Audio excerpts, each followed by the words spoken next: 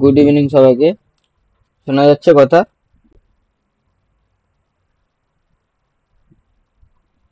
হ্যাঁ স্যার, শোনা যাচ্ছে।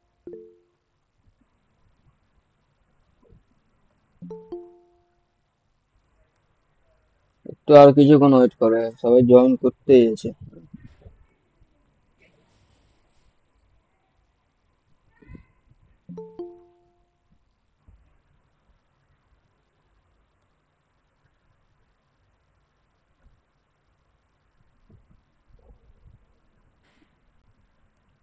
স্যার একজনের ক্যামেরা অন আছে।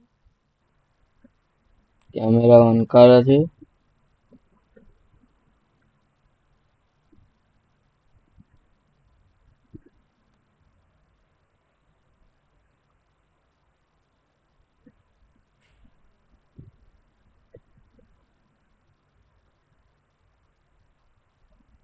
ক্যামেরাটা অফ করে দাও।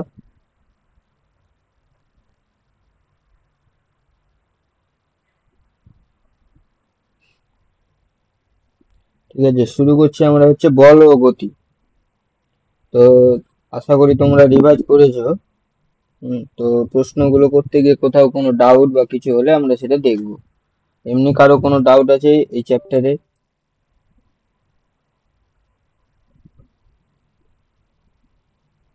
ঠিক আছে, তাহলে আমরা শুরু করছি, করতে গিয়ে দেখি। প্রথমটা দেখো, কি বলা হয়েছে যে সূর্যের চারিদিকে পৃথিবীর প্রদক্ষিণ হলো, কোন গতি হবে? স্যার বৃত্তীয় গতি।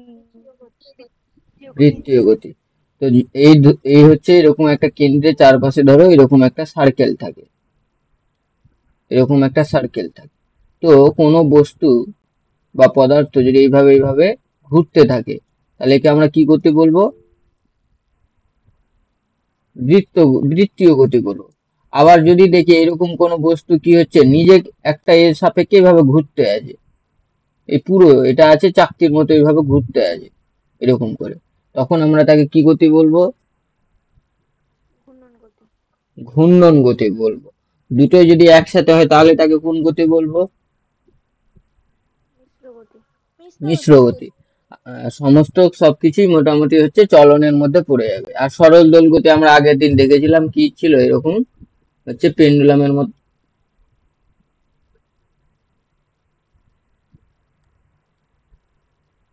এই ধরো এরকম কিছু, এখান থেকে একটা কোথাও একটা সুতো টাইপের ফিক্সড করা থাকবে। কি হচ্ছে এগুলো?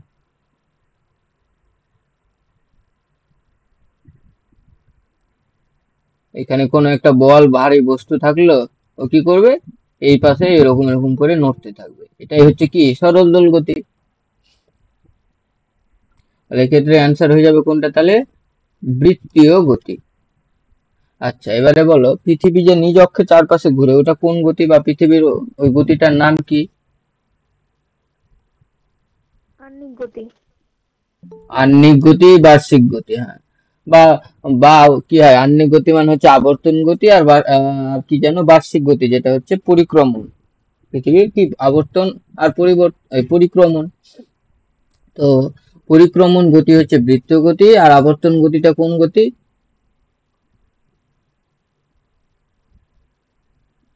পৃথিবীর আবর্তন গতি কোন গতি? হুম?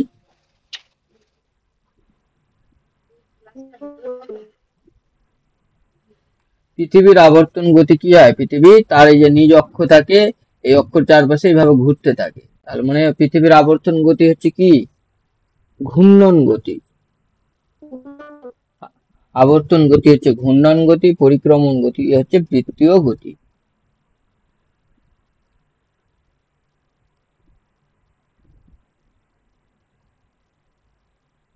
বৃত্তীয় গতি কি বললেন? বৃত্তীয় গতি কি, এইরকম একটা সার্কেলের মতো কিছু একটা ধরো থাকলো, আর বস্তু এখানে আছে, এইভাবে এইভাবে ঘুরতে আছে, এটাই বলবো আমরা বৃত্তীয় গতি। এবার দেখা গেল বস্তু এখানে হয়ে ও নিজে এইভাবে ঘুরে গেল, পথে ঘুরছে না, এইভাবে জাস্ট ঘুরছে, ওর জায়গা খুব একটা চেঞ্জ হচ্ছে না, একটা ফিক্সড কিছুর সাপেক্ষে এভাবে ঘুরতে আছে। এই যে দেখো, এই ডটটা যে ঘুরছে ওইভাবে করো, এরকম করে ঘুরতেই আছে। তো এটাকে বলবো আমরা কি ঘূর্ণন গতি। আর যখন এই পুরোটা হয়ে যাবে তখন তাকে বলবো আমরা কি বৃত্তীয় গতি। একে বলবো আমরা কি বৃত্তীয় গতি। আর যদি কোনো কিছু এইভাবে ঘুরতে ঘুরতে আবার চলে আসে, তাহলে এই গতিকে আমরা কি বলবো? এখানে আছে এরকম করে ঘুরতে ঘুরতে ঘুরতে এখানে চলে আসলো, তাহলে এই গতিটাকে আমরা কি বলবো বলো তো? যার মধ্যে দেখো ঘূর্ণনও আছে, যার মধ্যে বৃত্তিও আছে, ঘুরছেও এবং তার সাথে সাথেও বৃত্তাকার পথেও ঘুরছে, দুটো একসাথে হচ্ছে। তার মানে আমরা এই ধরনের গতিকে কি গতি বলতে পারি? মিশ্র গতি। যখন বৃত্তীয় গতি ও ঘূর্ণন গতি দুটো একসাথে হয় তখন আমরা তাকে বলতে পারি কি? মিশ্র গতি। নেক্সট বলছে কি যে সরণের কি আছে? মান আছে, অভিমুখ আছে, দুটোই আছে, কিছুই নেই, কি হবে? মান অভিমুখ আছে। মান অভিমুখ দুই আছে। আচ্ছা, যদি শুধু মান থাকে তাহলে তাকে আমরা কি বলবো? স্কেলার রাশি। স্কেলার রাশি বলবো। আচ্ছা, আর এমনি সরণের ক্ষেত্রে সরণের অনুরূপ রাশি কে, যার শুধু মান থাকবে? অতিক্রান্ত দূরত্ব। অতিক্রান্ত দূরত্ব বা নর্মাল দূরত্ব বললে হবে। তাহলে কি হয়ে যাবে সেক্ষেত্রে? দূরত্ব। আচ্ছা, নেক্সট বলছে কি যে সমবেগে গতিশীল বস্তুর ক্ষেত্রে কি থাকবে না বা কি থাকে? বেগ হচ্ছে সমান। ত্বরণের সংজ্ঞা কি বলো? বেগ বৃদ্ধি পায় সময়। বেগ বৃদ্ধি বাই সময় বা বেগের পরিবর্তন বা বেগ বৃদ্ধির হার। বেগ বৃদ্ধির হার হচ্ছে কি? ত্বরণ। আর বেগ হ্রাসের হারটা কি হয়ে যাবে? মন্দন। মন্দন হয়ে যাবে। তো এক্ষেত্রে সমবেগ হচ্ছে, সমবেগ মানে কি? বেগের কোনো পরিবর্তন হচ্ছে না। আর আমরা কি জানি যে ত্বরণ মানে হচ্ছে বেগ বেগ, বৃদ্ধি হবে। বেগ পরিবর্তনের হার। এবার বেগই পরিবর্তন হচ্ছে না, তো তাহলে ত্বরণও নেই, তার মানে ত্বরণ কি হবে? থাকবে না। আচ্ছা, মন্দন থাকবে।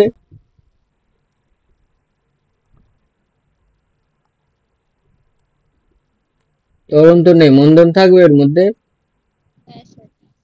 হুম,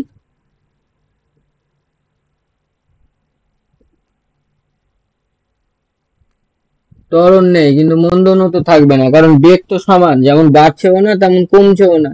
তার মানে কিন্তু ত্বরণও থাকবে না আর মন্দনও থাকবে না। নেক্সট কি বলছে? মন্দনের এসআই একক, মন্দন, ত্বরণ, এদের সবাই এসআই একক কি সেম? কোনটা হবে বলো? Metre per second square. আচ্ছা, সিজিএস একক? Centimetre per second square. Centimetre per second. Centimetre per second square হয়ে যায় মন্দন বা ত্বরণের সিজিএস একক। আর বাকি দুটো কিসের একক আছে?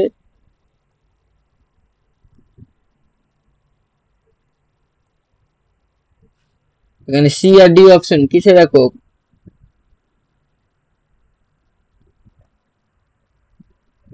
বেগের। বেগের একক। কোনটি সঠিক? ক্রিয়া ও প্রতিক্রিয়া বল অসমান, নাকি একমুখী, নাকি একই বস্তুতে ক্রিয়াশীল, নাকি ভিন্ন বস্তুতে ক্রিয়াশীল? ভিন্ন বস্তুতে ক্রিয়াশীল। ভিন্ন বস্তুতে ক্রিয়াশীল। তো নিউটনের তৃতীয় গতিসূত্র কি বলে? যে প্রত্যেক ক্রিয়ারই সমান ও বিপরীত প্রতিক্রিয়া বল থাকে। তো এখানে দেখো অসমান বলেছে, তার মানে হবে না। একমুখী বলেছে, মানে হবে না, যেহেতু বলেই দেওয়া হয় কি বিপরীত। এবার একই বস্তু, এই হচ্ছে ধরো একটা বস্তু আর এই হচ্ছে ধরো একটা বস্তু, এ কি করলো? একে এইভাবে আঘাত দিল। তো এর মধ্যে যদি ক্রিয়া কাজ করে, এ কি করবে? তার অপোজিটে একটা বল কাজ করবে বা বল দিবে, সেটা হচ্ছে প্রতিক্রিয়া। তার মানে এ প্রথমে হচ্ছে ফোর্স দিচ্ছে, তার মানে এর মধ্যে কাজ করবে কি? ক্রিয়া। আর এর মধ্যে কাজ করবে প্রতিক্রিয়া। তার মানে কি হয়? ক্রিয়া ও প্রতিক্রিয়া কিন্তু একই বস্তুতে হতে পারে না, ভিন্ন বস্তুতে হবে। বোঝা গেল? নেক্সট কি বলছে? যে বেগ সময় লেখচিত্রের নীতি যা নির্দেশ করে, কি হবে? ত্বরণ। এই হচ্ছে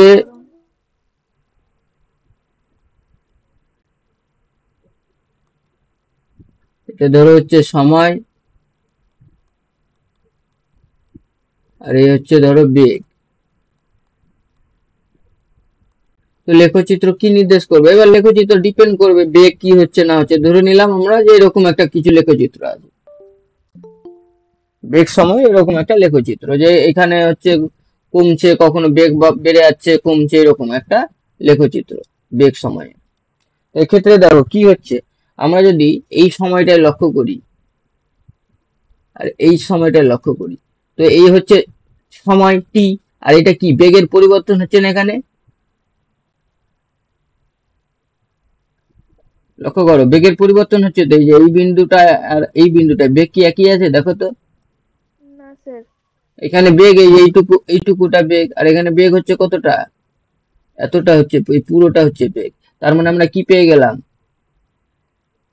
বেগের পরিবর্তন বাই সময় না।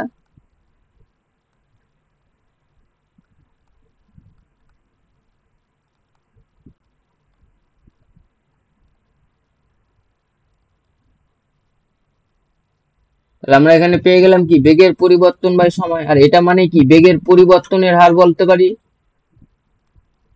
হ্যাঁ স্যার।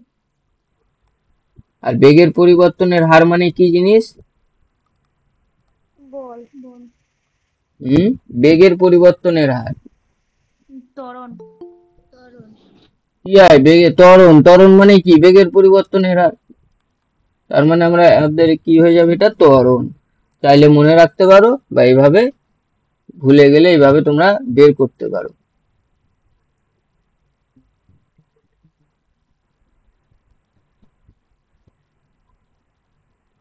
নেক্সট বলছে কি যে ভর হলো ড্যাশের পরিমাপ, কোনটা হবে ভর, জড়তার পরিমাপ। বলে। ভর হয়ে যাবে কি জড়তার পরিমাপ। আর ভার কি হবে বলো, এখানে ভার কোন রাশিটার সাথে সমান হবে, ভার বা ওজন, বলের সঙ্গে। বল। বলের, বলের কিন্তু বলের সঙ্গে সমান হবে। যদিও এফ সমান আমরা জানি এম এ, এক্ষেত্রে এ মানে হচ্ছে অভিকর্ষীয় ত্বরণ, স্মল জি তার মানে এম জি, যেটা হচ্ছে এক ধরনের বল।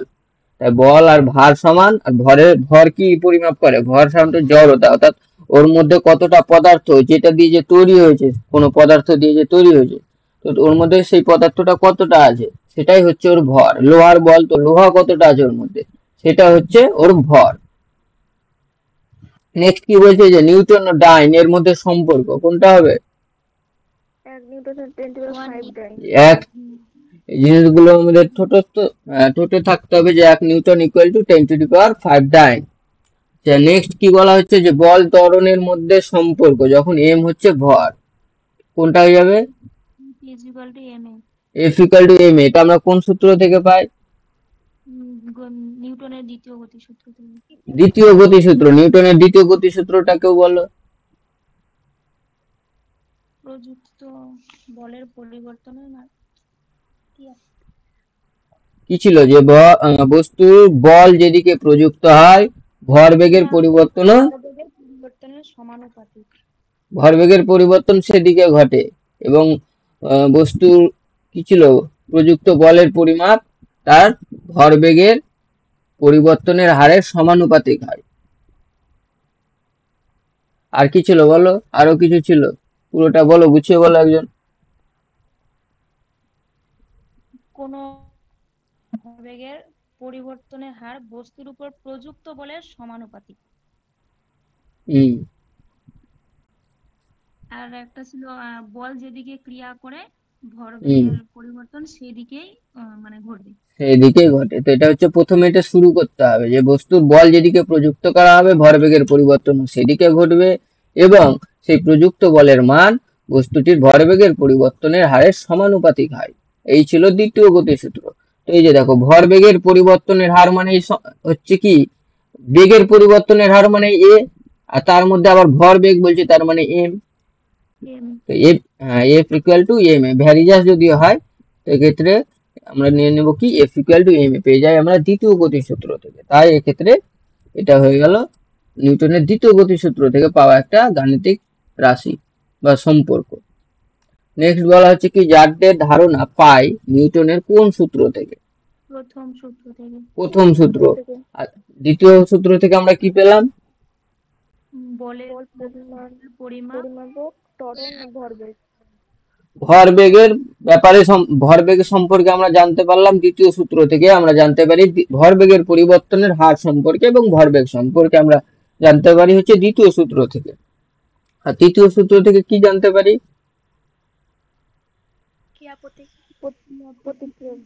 ক্রিয়া প্রতিক্রিয়া সম্পর্কে আমরা জানতে পারি।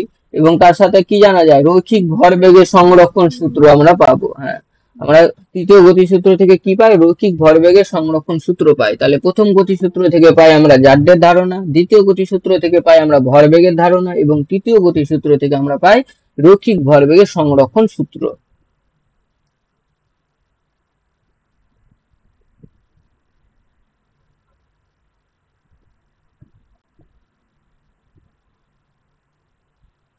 নেক্সট, ভরবেগের এসআই একক। ভর বেগ, তো বেগের এসআই একক কি,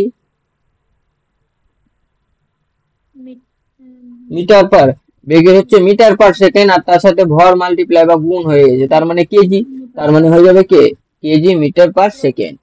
আচ্ছা, গ্রাম সেন্টিমিটার পার সেকেন্ড হয়ে যাবে কি, এর সিজিএস একক।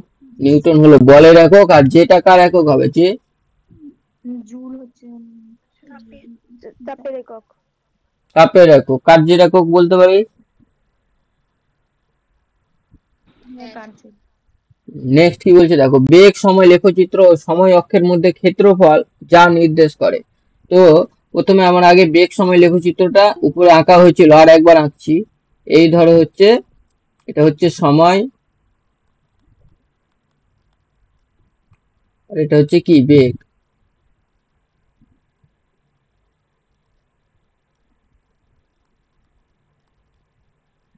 এই হচ্ছে বেগ।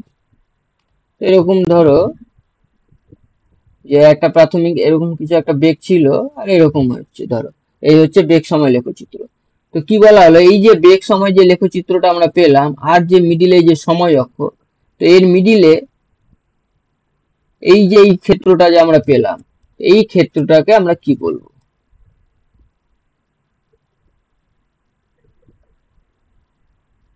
সরণ।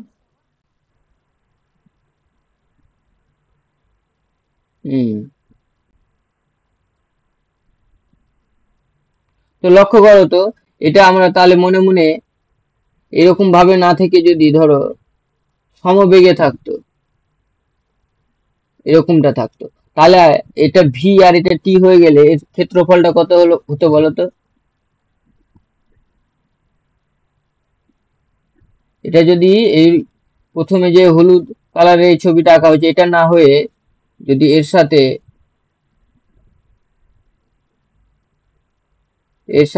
এই যে এই পোর্শনটা পরে করে যে আঁকছি ধরো, এটাও যদি অ্যাড হয়ে যায়, তাহলে এর ক্ষেত্রফলটা কত হবে।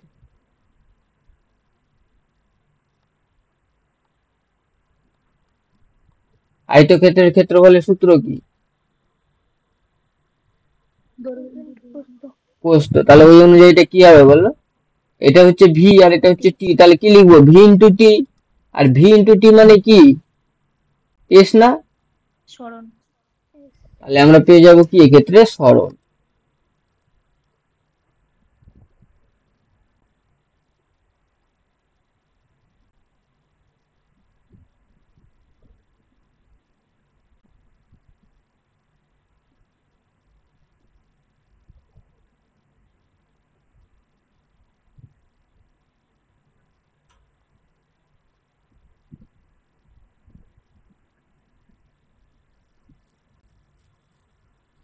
নেক্সট কি বলছে, যে নিউটনের কোন সূত্র থেকে ভরবেগের ধারণা পাওয়া যায়, আমরা এক্ষুনি পড়লাম, এটা কি হয়ে যাবে, দ্বিতীয় সূত্র। নিউটনের কোন সূত্র রৈখিক ভরবেগের সংরক্ষণ সূত্র বিকল্প রূপ, তৃতীয়। আচ্ছা, রৈখিক ভরবেগের সংরক্ষণ সূত্র কি কি ছিল, আগের দিনে আমাদের বলা হয়েছিল এটা।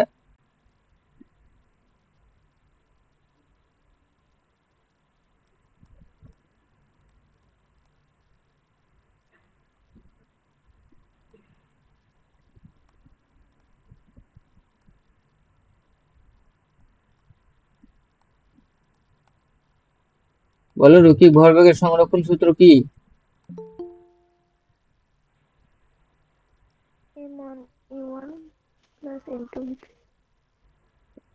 m1u1। ভরবেগ মানে কি, ভরবেগ মানে হচ্ছে ভর ইনটু বেগ। তো কি বলছে, রৈখিক ভরবেগের সংরক্ষণ সূত্র, তার মানে কি হবে এক্ষেত্রে মেনলি, এই ধরো একটা বস্তু এরকম করে একটা বস্তুকে কি করলো, ধাক্কা দিল, একইভাবে ও একটা প্রতিক্রিয়া বল দিবে এর মধ্যে। তো তো এ ধরো u1 বেগে যাচ্ছে এবং এখানে এসে এর বেগ হয়ে গেল v1, আর নিচেরটা এ u2 বেগে যাচ্ছে, এখানে এসে এর বেগ ধরো হয়ে গেল v2, আর এর ভর হচ্ছে m1, এর ভর হচ্ছে m2। তো রৈখিক ভরবেগের সংরক্ষণ সূত্র কি বলছে যে প্রাথমিক মোট ভরবেগ এবং অন্তিম ভরবেগ কি হবে, সমান হবে, তাহলে সংরক্ষণ হয়ে গেল। যদি সমান, অর্থাৎ শক্তির মতো, যে শক্তির যেমন সৃষ্টি ধ্বংস হয় না, একটা থেকে একটা পরিবর্তন হয়, ঠিক তেমন অনেকটা ভরবেগ সেরকমটা হয়ে গেল। কি হলো, আগে যে মোট ভরবেগ যা ছিল পরেও কিন্তু ভরবেগটা একই হয়ে গেল। রৈখিক কেন, যেহেতু সবগুলো কি হয়ে যায়, এর মধ্যে কোনো স্কোয়ার বা থ্রি ঘাত, ম্যাক্সিমাম ঘাত কত থাকে, এর পাওয়ার 1 থাকে, সেই জন্য। তো প্রাথমিক ভরবেগ সবার কত হয়ে যাবে, m1u1, এর হয়ে গেল m1u1, আর এর জন্য কত হয়ে যাবে, m2u2 না। সমান বলছে অন্তিম ভরবেগ, অন্তিম ভরবেগ মানে কি, ভর তো সবার একই, অন্তিম ভরবেগ প্রাথমিক ভরবেগ আর কিছুই না, তাদের অন্তিম বেগ ও প্রাথমিক বেগের উপর নির্ভর করবে। তো বলো অন্তিম ভরবেগটা কত হয়ে যাবে, m1 v1 plus m2 v2, এই হয়ে যায় এর রৈখিক ভরবেগের সংরক্ষণ সূত্র। এবার এখান থেকে আমরা চাইলে কিন্তু নিউটনের তৃতীয় সূত্র বা তৃতীয় গতিসূত্র কিন্তু আমরা এখান থেকে বের করতে পারবো। তৃতীয় গতিসূত্র কি বলে, নিউটনের তৃতীয় গতিসূত্র বলে F12 equal to minus F21, এই কি নিউটনের থার্ড ল। কেন F12 আর 21 লিখছি কেন, কারণ 1 2 এর উপর একটা ক্রিয়া করছে, 2 তার উপর একটা এই যে বিপরীত প্রতিক্রিয়া বল দিচ্ছে, ওই জন্য 2 1 এর উপর, এই যে একে যদি আমরা 1 ধরি, এর উপর যে 2 এর উপর যখন বল দিচ্ছে সেটাকে F12, এ আবার একে যে প্রতিক্রিয়া বল দিয়ে আকর্ষণ বা বিকর্ষণ করছে বা বল প্রয়োগ করছে সেটাকে আমরা বলবো কি F21।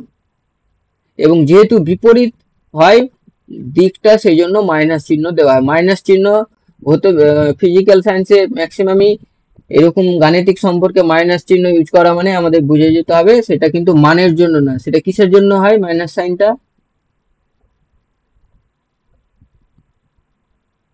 আমাদের জেনে রাখতে হবে কি যে মাইনাস সাইন সর্বদা হয় মেনলি ডিরেকশনের জন্য। তাহলে এখানে একজন প্লাস একজন মাইনাস মানে আমাদের বুঝে যেতে হবে এদের, এরা হচ্ছে বিপরীতমুখী।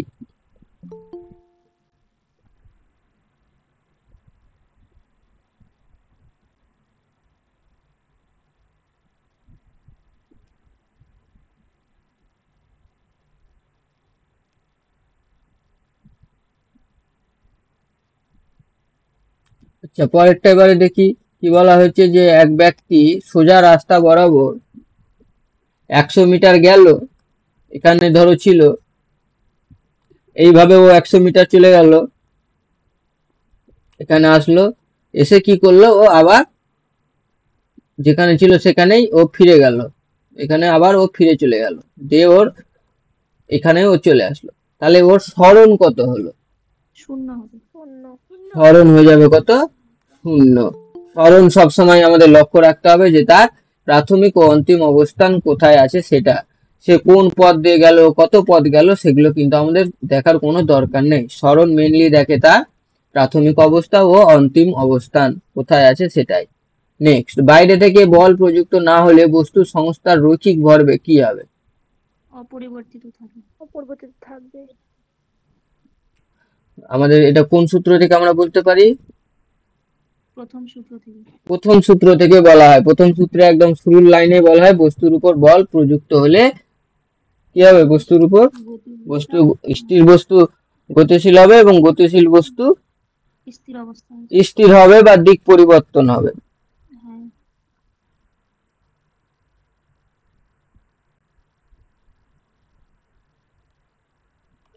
নেক্সট, নিউক্লিয় বল যে দূরত্বের মধ্যে ক্রিয়াশীল হয়, নিউক্লিয় বল মেনলি প্রথমে কোথায় পাওয়া যায়, নিউক্লিয় বল এই হচ্ছে কি পরমাণুর হচ্ছে নিউট্রন প্রোটন, এর চারপাশে হচ্ছে ইলেকট্রন ঘুরতে থাকে।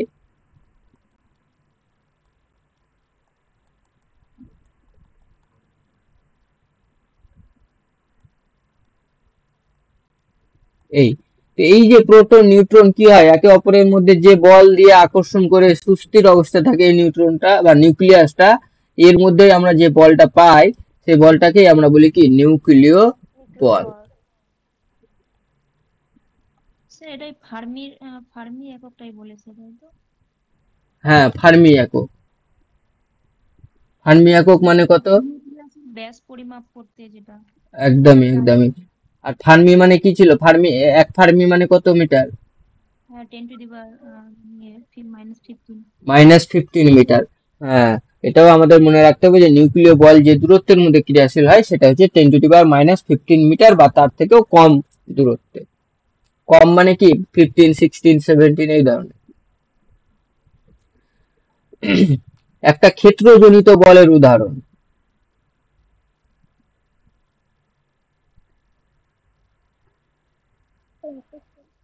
তো ক্ষেত্রজনিত বল মানে কি? যে ধরো দুটো বস্তু, এরকম ধরো দুটো বস্তু, তাদের মধ্যে হয়তো কোনো সংযোগ নেই, কিছুই নেই, অথচ তারা কি করবে? একে অপরকে আকর্ষণ করবে বা বিকর্ষণ করবে। তো এই যে একটা মিডিলে একটা এরকম আমরা অঞ্চল পেয়ে যাব তাদের মধ্যবর্তী। তো এই ধরনের যখন বল দেখতে পাবো তখনই আমরা তাদেরকে বলবো কি? ক্ষেত্রজনিত বল।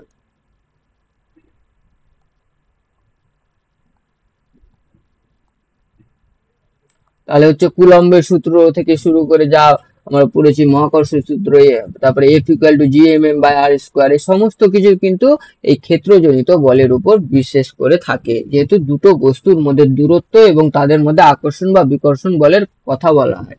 বোঝা গেল? তো এক্ষেত্রে কোনটা হয়ে যাবে তাহলে ক্ষেত্রজনিত বল? আকর্ষণ। আকর্ষণ। আকর্ষণ হয়ে যাবে, ঠিক। আকর্ষণ। আকর্ষণ বা বিকর্ষণ থাকলে তখন কিন্তু বিকর্ষণও আমরা বলতে পারতাম। তো আকর্ষণ বিকর্ষণ এগুলো হয়ে যায় মেনলি ক্ষেত্রজনিত বলের উদাহরণ। মহাকর্ষ বল কি ধরনের বল হবে? ক্ষেত্রজনিত বল। আকর্ষণ, সেটাও ক্ষেত্রজনিত বল।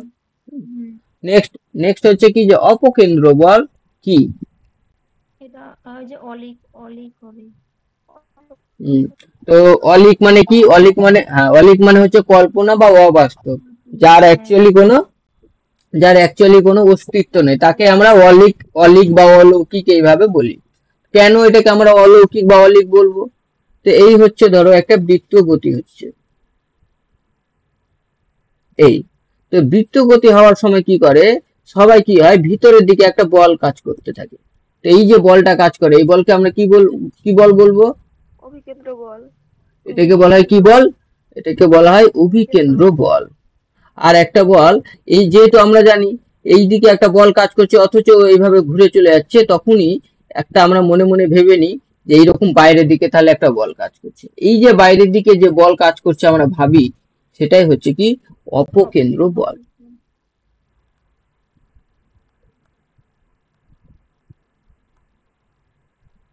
আর এটা হচ্ছে কি? অভিকেন্দ্র বল বা কেন্দ্রা কি বল, কেন্দ্রাবি বল, অভিকেন্দ্র বা কেন্দ্রাবি বল, আর অপকেন্দ্র বা কেন্দ্র বিমুখ বা কেন্দ্র, এরকম কিছু একটা আছে, কেন্দ্র বিমুখ বল, যা পরে হয়তো আমরা পাবো এটা। তো এই অপকেন্দ্র বল আর অভিকেন্দ্র বল মেইনলি কখন তাহলে আমরা পাবো? যখন একটা বৃত্তীয় গতি আমরা দেখতে পাবো, সেই বৃত্তীয় গতির ক্ষেত্রেই কিন্তু অভিকেন্দ্র ও অপকেন্দ্র বল দেখা যায়। বোঝা গেল?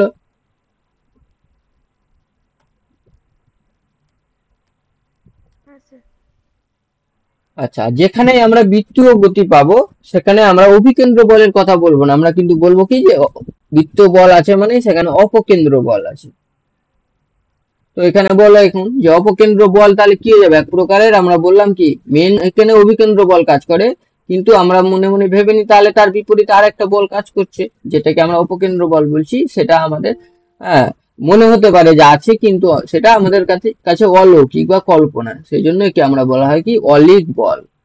অপকেন্দ্র হয়ে যাবে অলিক বল। অভিকেন্দ্র বলকে আমরা অলিক বল বলতে পারবো না। না, তার কিন্তু অস্তিত্ব আছে, এবং অভিকেন্দ্র বলের অস্তিত্ব আছে বলে আমরা অপকেন্দ্র বলের অস্তিত্ব আছে বলে আমরা কল্পনা করতে পারি। নেক্সট হচ্ছে কোন বলের উপাংশের মান ওই বলের মানের কি কি হবে? উপাংশ মানে, উপাংশ মানে কি?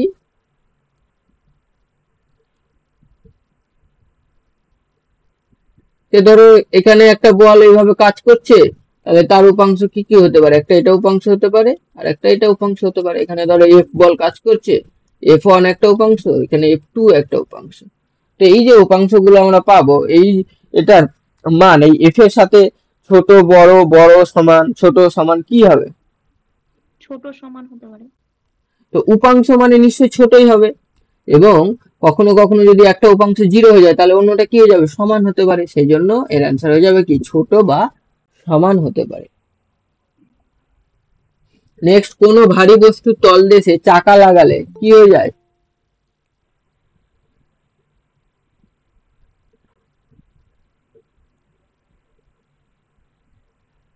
হ্রাস পাবে। ঘর্ষণ বল কি হবে? হ্রাস পায়। হ্রাস পাবে। হ্যাঁ, ভারী বস্তু আমাদের টানতে অসুবিধা হয়, সেখানে তাদের মধ্যবর্তী যত ভারী বস্তু থাকবে, আহ, ভারী থাকবে, বস্তুর আকার বেশি থাকবে, বা তাদের মধ্যে সংযোগ তলের যে ক্ষেত্রফলটা যদি বেশি থাকে, তাহলে সেই ক্ষেত্রে ঘর্ষণ বলটা বেশি থাকে। সেই যে তাদের মধ্যবর্তী, এই ধরো একটা, এখানে একটা তল আছে আর এখানে কোনো একটা বস্তু আছে, তো এই যে এত বড় তল জুড়ে ও আছে, তো এর ঘর্ষণ বল অটোমেটিক বেশি হবে। তো এর জন্য কি হলো, এর উপরে এরকম করে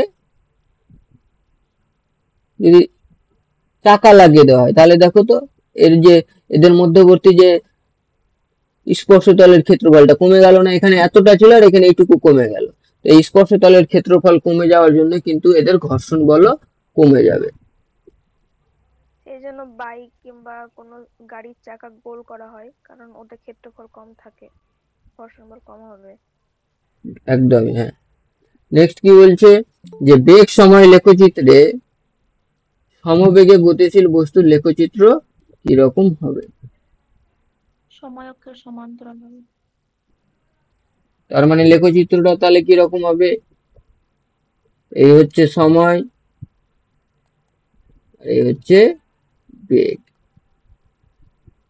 বেগ সময় লেখচিত্রে সমবেগ। তো সমবেগ মানে কি? বেগটা এরকম করে চলতেই থাকবে, কমবেও না বাড়বেও না। এটা দেখো কার সাথে সমান্তরাল হচ্ছে? সময়ের সাথে। সময় সময় অক্ষের সমান্তরাল। তার মানে অ্যান্সার হয়ে যাবে বি, সময় অক্ষের সমান্তরাল। তো এগুলো মুখস্থ করার কোনো দরকার নেই, যেমনটা বলবে এইভাবে চট করে আমাদের কিন্তু গ্রাফটা লিখে নিলে আমরা, বা এঁকে নিলে আমরা কিন্তু সুন্দরভাবে উত্তরগুলো বলতে পারবো। মুখস্থ থাকলে ঠিক আছে। নেক্সট, কোনো গতি ও সমীকরণ সঠিক নয় কোনটা? A B is equal to ut plus plus S equal to হয় কি? UT plus half of AT square, যেটা হচ্ছে ডি তে ঠিক দেওয়া আছে। হ্যাঁ, সেই জন্য বিটা হয়ে গেল ভুল। একটা বস্তুকে সোজা উপরের দিকে ছুড়ে দিলে সর্বোচ্চ অবস্থানে, তার মানে এরকম একটা বস্তু এইভাবে ছুড়ে দেওয়া হলো, তো এটা হচ্ছে ধরো এর সর্বোচ্চ অবস্থান। তো এখানে এসে কি হবে? শূন্য ত্বরণ শূন্য। তাহলে এখানে কি হয়ে যাবে বলো? না, বেগ এখানে শূন্য, ত্বরণ অশূন্য হয় তো। বেগ তো শূন্য থাকবে। এবার দেখো, যখন উপরে উঠছিল তখন ত্বরণ কত? মাইনাস জি না? হ্যাঁ। আর যখন নিচে নামছিল তখন ত্বরণ কত? জি। অভিকর্ষীয় ত্বরণ কাজ করবে যখন নিচে পড়বে, আর যখন কোনো জিনিস নিচ থেকে উপরের দিকে যায় তখন অভিকর্ষীয় ত্বরণের বিপরীতে যায়। সেই জন্য সেক্ষেত্রে ত্বরণটা হয়ে যায় মাইনাস জি, মাইনাস ডি। হ্যাঁ, তো এরকম কোশ্চেন এসে ওর মধ্যে কিন্তু কি করবে? ত্বরণ তো থাকছে, দেখো যখন উঠছে তখনও জি ত্বরণ থাকছে, নামছে তখনও জি ত্বরণ থাকছে। হ্যাঁ, সে কখনো ত্বরণ কখনো মন্দন, কিন্তু জি ব্যাপারটা থাকছে, অভিকর্ষীয় ত্বরণ। তার মানে ত্বরণ তাহলে কি আমরা শূন্য বলতে পারবো? না, ত্বরণ অশূন্য হবে। অশূন্য। ত্বরণ তাহলে শূন্য হবে না। তার মানে বেগ শূন্য, ত্বরণ অশূন্য, অপশন বি।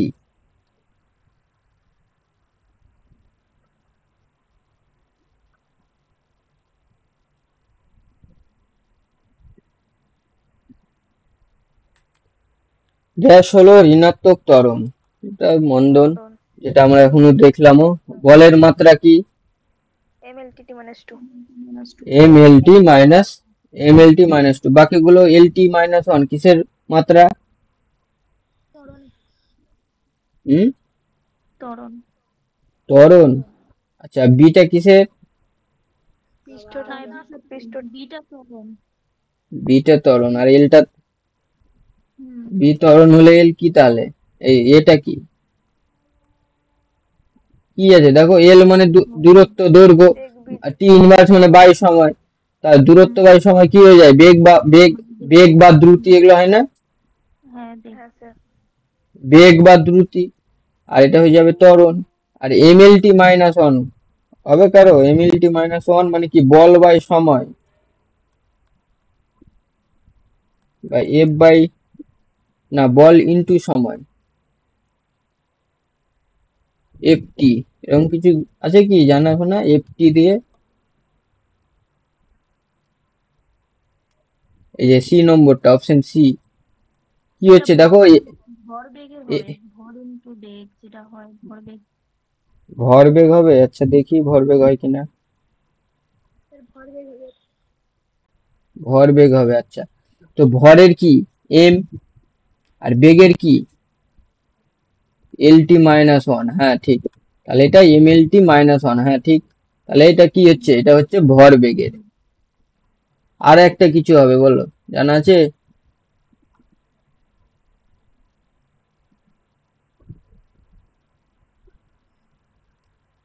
এই এফ ইন্টু টি, এটাকে বলা হয় কি? ঘাত।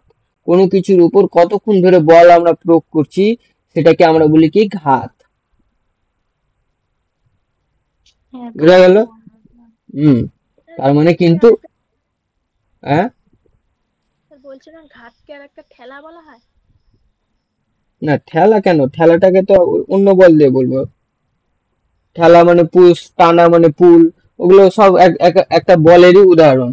কিন্তু ঘাতকেও আমরা বলের উদাহরণ হিসেবে ভাবি, কিন্তু অ্যাকচুয়ালি বলই এক ধরনের, কিন্তু সেটা সময়ের উপর ডিপেন্ডেন্ট, যে কতক্ষণ ধরে আমরা বলটা প্রয়োগ করছি সেটাকে আমরা বলবো ঘাত।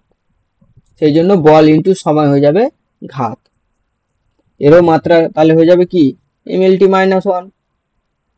বোঝা গেল? হ্যাঁ স্যার।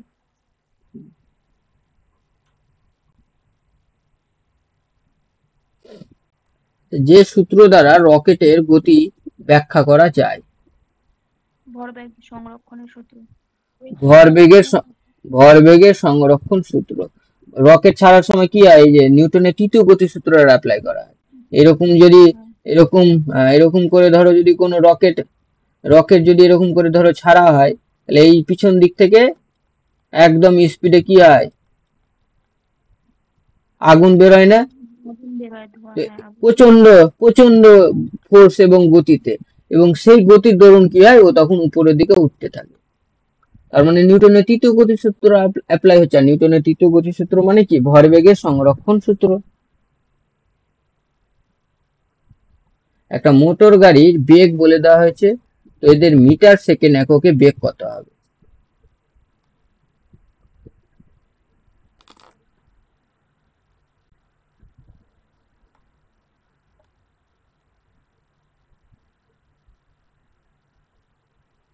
বলো, বের করে বলো কত হয়। কি করে বের করে? 15। 15 হবে কি? 15 মনে হচ্ছে হবে না, দেখি। না 10 হবে।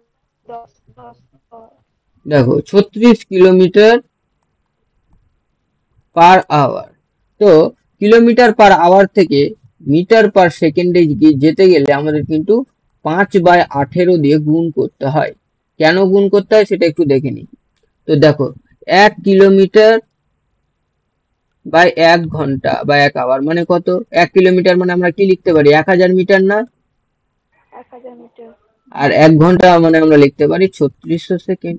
তো কাটাকাটি করো তো, 2 দিয়ে 5/18। তাহলে আমরা কি পেলাম? 1 কিলোমিটার পার ঘন্টা মানে হচ্ছে 5/18 মিটার পার সেকেন্ড।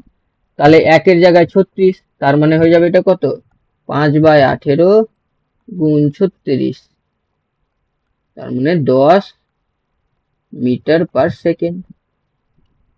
তাহলে অপশন হয়ে গেল বি। বোঝা গেল? দেখো,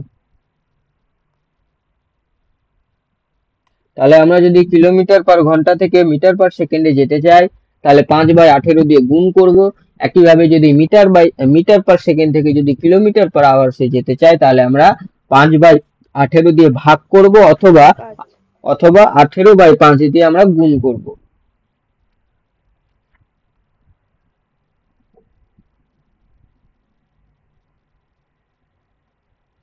এবার দেখো কি বলা হয়েছে, যে লিফটের ছাদ এরকম ধরো হচ্ছে একটা,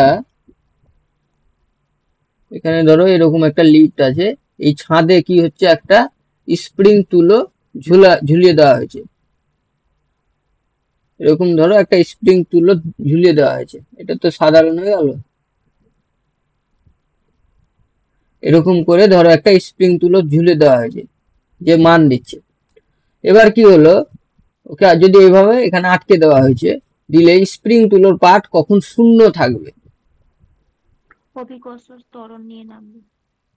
তো যখন দেখো, যখন যদি ও নিচে নামে, এইভাবে যদি লিফটটা যদি এইভাবে নিচে নামে, তখন এর মধ্যে কত ত্বরণ কাজ করবে?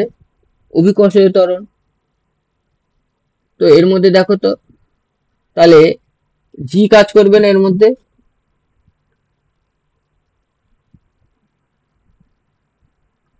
করবে কি এর মধ্যে? এমজি কাজ করবে না? হ্যাঁ স্যার। হুম। তো দেখো এর মধ্যে এমজি কাজ করছে, আর আমরা কি জানি, এই এই যদি নিচে যদি এমজি কাজ করছে অলরেডি, তাহলে উল্টো ভাবে এ কি কাজ করবে এর মধ্যে? এই এমজি, লিফটের এমজির জন্য এর বিপরীত ভাবে এর মধ্যে কাজ করবে হচ্ছে -mg। আর এই যে স্প্রিং তুলোতে যদি আমরা কিছু ঝুলিয়ে দিই তাহলে এর পার্টটাও হয়ে যায় কত? এমজি। তাহলে ওভারঅল পার্ট কত হয়ে যাবে? ক্যাপিটাল এম দিয়ে ধরো যদি ধরি এই ভারটা বা ওয়েট ডাব্লিউ ধরি, তাহলে ডাব্লিউ ইকুয়াল টু আমরা কত পেয়ে যাব? এমজি হচ্ছে কি, এই যে এর পার্টটা ধরো এমজি দিল, আর উল্টো দিকে কাজ করবে হচ্ছে -mg। -mg। তার জন্য ওভারঅল হয়ে যাবে, তখন পার্টে দিবে শূন্য। তার মানে লিফট যদি অভিকর্ষীয় ত্বরণ দিয়ে যদি নিচে নামে তাহলে কিন্তু পার্টও শূন্য দিবে। এটা বোঝা গেল?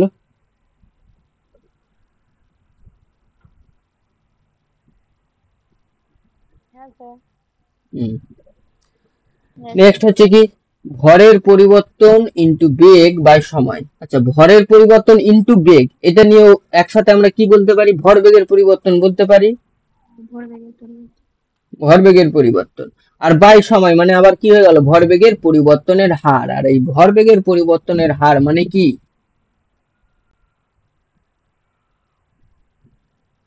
আচ্ছা, বল। বল। ভরবেগের পরিবর্তনের হার মানে হয়ে যাবে বল। দ্বিতীয় গতিসূত্র থেকে। উম, যেহেতু কি F equal to M A, F equal to M A, তো ভরের পরিবর্তন তো মানে এম, আর এ মানে কি? V by T. বেগের পরিবর্তন বাই সময়, তো ভি বাই টি। লিখতে পারি না এটা? এমনি জাস্ট মনে মনে ভাবো, পরিবর্তন এই ভেবে আচ্ছা। বাদ দাও। হুম। তাহলে এটা হলো ভরের পরিবর্তন বেগ বাই সময়, তাহলে আমরা কি পেয়ে যাচ্ছি এক্ষেত্রে? বল।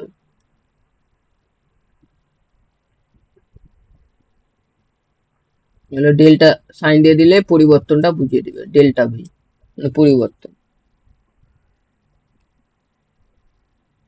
31 নম্বর, যে 80 নিউটন বল 20 কেজি ভর বিশিষ্ট বস্তুর উপর ক্রিয়া করে যে ত্বরণ উৎপন্ন হয়, তো ফর্মুলাটা কি আমাদের? ভি সমান এফ, ইউ প্লাস ওটি। এফ ইকুয়াল টু এম এ।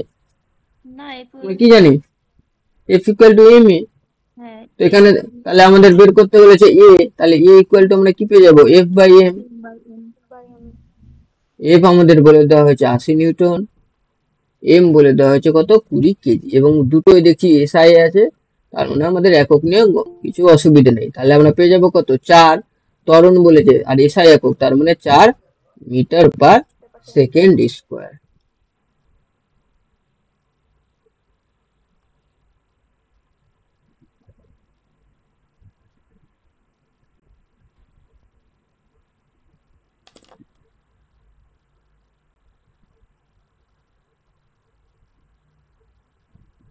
32 নম্বর কি বলা হয়েছে যে সমবেগে গতিশীল বস্তুর সময় দূরত্ব লিখেছে, তো আমরা উপরে এটা করে আসলাম, কোনটা হবে? Option option A. আচ্ছা বিটা কি হবে? বি লেখচিত্রটা কি কি বলতে পারি? সমত্বরণে বলতে পারি কি এটা? আচ্ছা, এটা হচ্ছে সমত্বরণে, আমি লিখে দিয়ে গেলো। এটা হচ্ছে কি সমত্বরণে, যার দেখো একটা প্রাথমিক বেগ কিন্তু আছে, যার ইউ হচ্ছে নট ইকুয়াল টু 0, আর এও হচ্ছে সমত্বরণে, যার প্রাথমিক বেগ অর্থাৎ ইউটা হচ্ছে 0। আর এটা কিন্তু সমত্বরণে আমরা বলতে পারবো না, এটা হচ্ছে অসমত্বরণ। এখানে ত্বরণ একরকম, বেগ একরকম বাড়ছে, এখানে বেগের পরিবর্তন একরকম, এখানে গিয়ে অনেক বেশি বেগ বেড়ে যাচ্ছে, তো এটা আমাদের সমত্বরণ বলতে পারবো না, এটা অসমত্বরণ। বোঝা গেল? আচ্ছা। এইভাবে গ্রাফের ছবি দেখে আমাদের কিন্তু চিনতে হবে কোনটা কি।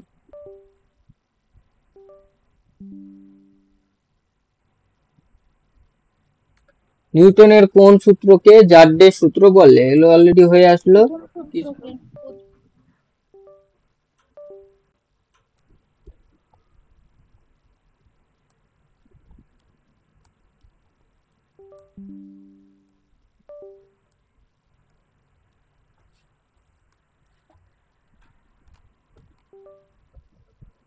এটা হয়ে যাবে কি প্রথম সূত্র।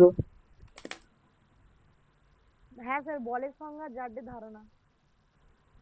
হম এই লিভারটা বুঝতে পারি না আমি, খুব কনফিউশন হয়েছে হম প্রথম শ্রেণী। ওই জন্যই কোনো কিছু বোঝাবো না ডিটেলস, এটাই শুধু বোঝাবো।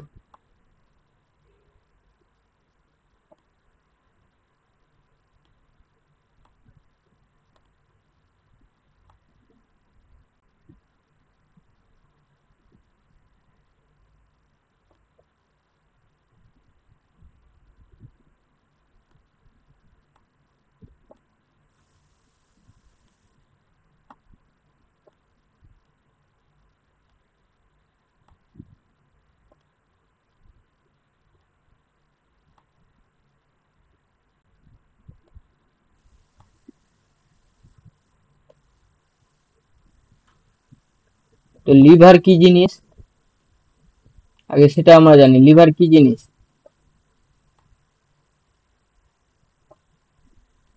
লিভার হচ্ছে কোনো যন্ত্র টাইপের, সেই যন্ত্রটা ক্ষুদ্র যন্ত্র হতে পারে, বড় মেশিনারি যন্ত্র, মানে ছোট ছোট বিভিন্ন যন্ত্র নিয়ে বড় জটিল কোনো যন্ত্র হতে পারে। তো লিভার আমরা তাকেই বলবো যারা হচ্ছে কোনো যন্ত্র। আর যন্ত্র মানে কি আমাদের কাজের সুবিধা করে দিবে, তাই তো? যন্ত্র মানে কি যারা আমাদের দৈনন্দিন বিভিন্ন কাজকর্মের সুবিধা করে দেয়। তো এই লিভার গুলো হচ্ছে তিন প্রকারের হয়। একটা হচ্ছে কি প্রথম শ্রেণীর লিভার, দ্বিতীয় শ্রেণীর লিভার, আর হচ্ছে তৃতীয় শ্রেণীর লিভার। প্রথম শ্রেণীর লিভার, দ্বিতীয় শ্রেণীর লিভার, আর হচ্ছে তৃতীয় শ্রেণীর লিভার, এই তিন প্রকারের টোটাল লিভার পাওয়া যায়। তো কোনটাকে কোন ধরনের লিভার বলবো সেটা এখন হচ্ছে আমাদের জানতে হবে, এইটুকুটাই। তো দেখো এর মধ্যে প্রথমে আমাদের তিনটে জিনিস বুঝতে হবে, কি কি? একটা হচ্ছে দেখো বল, অর্থাৎ কোনখানে আমরা বলটা প্রয়োগ করব, আর একটা হচ্ছে ভার, ওজনটা কোনখানে থাকবে, আর আলম্ব। এই আলম্ব জিনিসটা কি? আলম্ব কি জিনিস? যে ও হচ্ছে একটা বিন্দুর মতো। আলম্ব হচ্ছে কি একটা বিন্দুর মতো। এই ধরো এখানে এই যে এই সিটাকে, তো এ হচ্ছে একটা ওর বিন্দু এখানে, তো যার সাপেক্ষে কি করবে পুরোটা এভাবে ঘুরতে পারবে, তাকে বলবো আমরা আলম্ব, বা ওর অনেকটা ভর কেন্দ্রের মতো। যেমন কোনো একটা গোল যদি কিছু নিই, তাহলে ও কেন্দ্র সাপেক্ষে ঘুরতে পারবে না, এইভাবে ঘোরাতে পারি তো ওকে। হ্যাঁ স্যার। ঠিক তেমন হচ্ছে আলম্ব মানে হচ্ছে এমন একটা বিন্দু যে কি করবে সাপেক্ষে ঘুরতে পারবে, যে এটা এরকম করে ঘুরতে পারবে, দেখো পারবে না ঘুরতে এইভাবে, অনেকটা সেরকম, একে বলবো আমরা কি আলম্ব। দেখো ক্লিয়ার করো, আলম্ব জিনিসটা বোঝা গেল?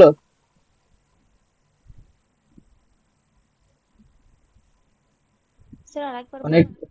আলম্ব মানে কি? আলম্ব মানে মনে রাখবে ভর কেন্দ্রের মতো। তো যে যার সাপেক্ষে ও কি করবে, যে যে আলম্ব যেখানে হবে, যে বিন্দুটাই হবে, ওর সাপেক্ষে ও যাতে পুরো যন্ত্রটা ঘুরতে পারে, এইভাবে ঘুরতে পারে, এইভাবে হোক, মানে ও কি করবে, পুরোটা যাতে ও রোটেট করতে পারে, ঘুরতে পারে, তখন আমরা তাকে বলবো কি আলম্ব। ক্লিয়ার হলো? এবারে যদি দেখা যায় যে কোনো কিছুর একদিকে ওজন দেওয়া থাকবে আর একদিকে বল আমরা প্রয়োগ করব, আর মিডিলে ওর আলম্বই কাজ করছে, তখন আমরা তাকে বলবো কি প্রথম শ্রেণীর লিভার। তো এই যে দেখো, যেখানে আমাদের বলটা আমরা কাজ করব আর এখানে হচ্ছে আলম্ব, তো এই যে মধ্যবর্তী দূরত্বটা তাকে আমরা বলবো বল বাহু, আর সেই আলম্ব আর যে ওজনটা যেখানে দেওয়া থাকবে তাদের মধ্যবর্তী দূরত্বকে আমরা বলবো রোধ বাহু। তো এই এখানে হচ্ছে বল, আলম্ব, ভার, মেনলি হচ্ছে কি আলম্ব, বল, বল বাহু আর রোধ বাহু, এই তিনটে টার্ম। দেখো আগে ক্লিয়ার হলো কিনা বলো। হ্যাঁ স্যার হয়েছে। হুম।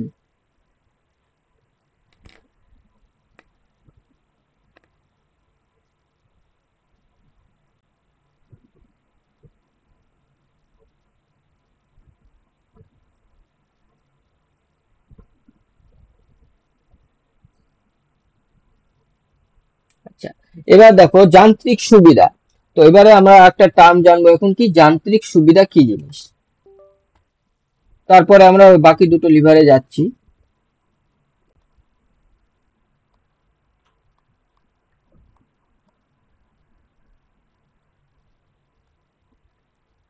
যান্ত্রিক সুবিধা বা যান্ত্রিক ক্ষমতা। তো যান্ত্রিক ক্ষমতা মানে কি? এটা হচ্ছে কি বল বাহু বাই রোধ বাহু, অর্থাৎ এই যে বাহুটা, এই দূরত্ব আর এই যে এই দুটোর অনুপাতকে আমরা বলবো যান্ত্রিক ক্ষমতা। বোঝা গেল? এখানে দেখো, এবার যান্ত্রিক ক্ষমতা কখনো এক হতে পারে, কখনো একের বেশি হতে পারে, কখনো একের কম হতে পারে।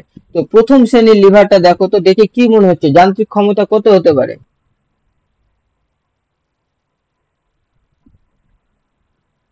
দুটো সমান মনে হচ্ছে না দেখে? দেখো বল বাহু রোধ বাহু দেখে হ্যাঁ সমান স্যার। মনে হচ্ছে না? তো এটা ওই জন্য কি হয়, এক বা একের খুব কাছাকাছি হয়, এক বা একের খুব কাছাকাছি হয় এর যান্ত্রিক ক্ষমতা। এবার আমরা চলে যাব দ্বিতীয় শ্রেণীর লিভার। আচ্ছা, এবারে দ্বিতীয় শ্রেণীর লিভারে দেখো আলম্ব যেটা, অর্থাৎ যার সাপেক্ষে ঘুরবে ও কোথায় থাকছে, একদম এক প্রান্তে থাকছে আর ভারটা থাকছে মাঝে, আর আমরা একদিকে বল প্রয়োগ করছি। তো যখন আলম্বটা কি এক প্রান্তে থেকে গেল এবং ভারটা মাঝখানে থাকছে, তখন আমরা তাকে বলবো কি দ্বিতীয় শ্রেণীর লিভার। এবার তো এর উদাহরণ কি হতে পারে দ্বিতীয় শ্রেণীর লিভারে? যেমন ধরো জাঁতি কি করা হয়, যে ধরো গরুর খড় ঘাস এই সমস্ত কাটার জন্য যে জাঁতি ইউজ করা হয়। তো এখানে কি হচ্ছে, একজন বল প্রয়োগ করছে, এটাকে হাত দিয়ে ধরো উঠাচ্ছে নামাচ্ছে, তো এখানে ও বল প্রয়োগ করছে। আর এখানে কি হয়, জাঁতিটা কি হয়, একদম এ করা থাকে না, এখানে সেটিং করা থাকে না, খুলে যায় কি, হ্যাঁ এখানে স্যার। নাট বল্টু দিয়ে সেটিং করা থাকে। আর এখানে হচ্ছে বিভিন্ন খড় বা ঘাস কাটলে ওই মিডিল পোর্শন গুলোতে দেওয়া হয়, তো ওখানে ভার দেওয়া হয়। দেখো বোঝা গেল? তাহলে মিডিলে আমরা দিব ভার, একদিকে দিব বল প্রয়োগ আর একদিকে আলম্ব বিন্দুটা এক সাইডে থাকবে, তখন আমরা তাকে বলবো দ্বিতীয় শ্রেণীর লিভার। তো পুরোপুরি আমরা দ্বিতীয় শ্রেণীর লিভার মানে চোখের সামনে জাতিকে রাখবো, তাহলে কিন্তু আমাদের দ্বিতীয় শ্রেণীর লিভার আমাদের বুঝতে খুব সুবিধা হবে। ক্লিয়ার হলো? হ্যাঁ স্যার। হ্যাঁ স্যার। হুম। তো এই ক্ষেত্রে বলো তো, যে যান্ত্রিক ক্ষমতা কত হবে? এটাকে ধরো আমরা পি দিয়ে ডিনোট করছি আপাতত, এটা পি। তো এই ক্ষেত্রে যান্ত্রিক ক্ষমতা কত হবে? যান্ত্রিক ক্ষমতা মানে বল বাহু, তো বল বাহু এটা পুরোটা বল বাহু। বল বাহু মানে কি, বল যেখানে প্রয়োগ করব আর আলম্ব তাদের মাঝের দূরত্ব, এটা অনেক বেশি না দেখো তো, হ্যাঁ। আর এটা একটু কম, তার মানে এটা হয়ে যায় কি এক থেকে বড় হয়ে যায়। সেই জন্য দ্বিতীয় শ্রেণীর লিভারের যান্ত্রিক ক্ষমতা কি হয়, একের বেশি হয়।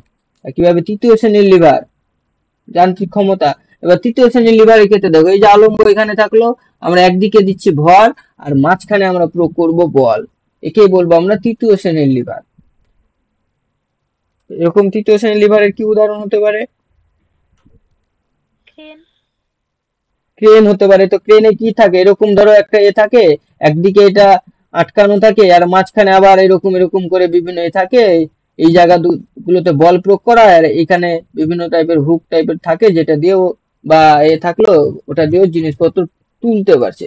আর এখানেও পুরোপুরি এই মাঝখান এরিয়াটাই ও বল প্রয়োগ করা হয়, এখান দিয়ে টানা হবে, ঠেলা হবে, উপরে তোলা হবে, যা বল প্রয়োগ করা, টানা ঠেলা উপরে তোলা সমস্ত কিছু এই মাঝখানে ভার ও আলম্ব বিন্দুর মাঝে কিন্তু এই বলটা কাজ করে। তখন তখন আমরা তাকে বলবো তৃতীয় শ্রেণীর লিভার। ক্লিয়ার হলো? হ্যাঁ স্যার। তো এই জিনিসগুলো বোঝার জন্য আমাদের সব প্রথম কাজ হলো একটা করে এক্সাম্পল চোখের সামনে রাখা, তাহলে খুব সুবিধা হবে। যেমন দ্বিতীয় শ্রেণীর লিভারের সময় জাতি, তৃতীয় শ্রেণীর লিভারে আমরা চোখের সামনে উদাহরণ রাখবো ক্রেন। আর প্রথমটা উদাহরণ আমরা দেখলাম না, প্রথমটা যেমন ধরো কি হতে পারে, এ এ হতে পারে চাল। আহ হ্যাঁ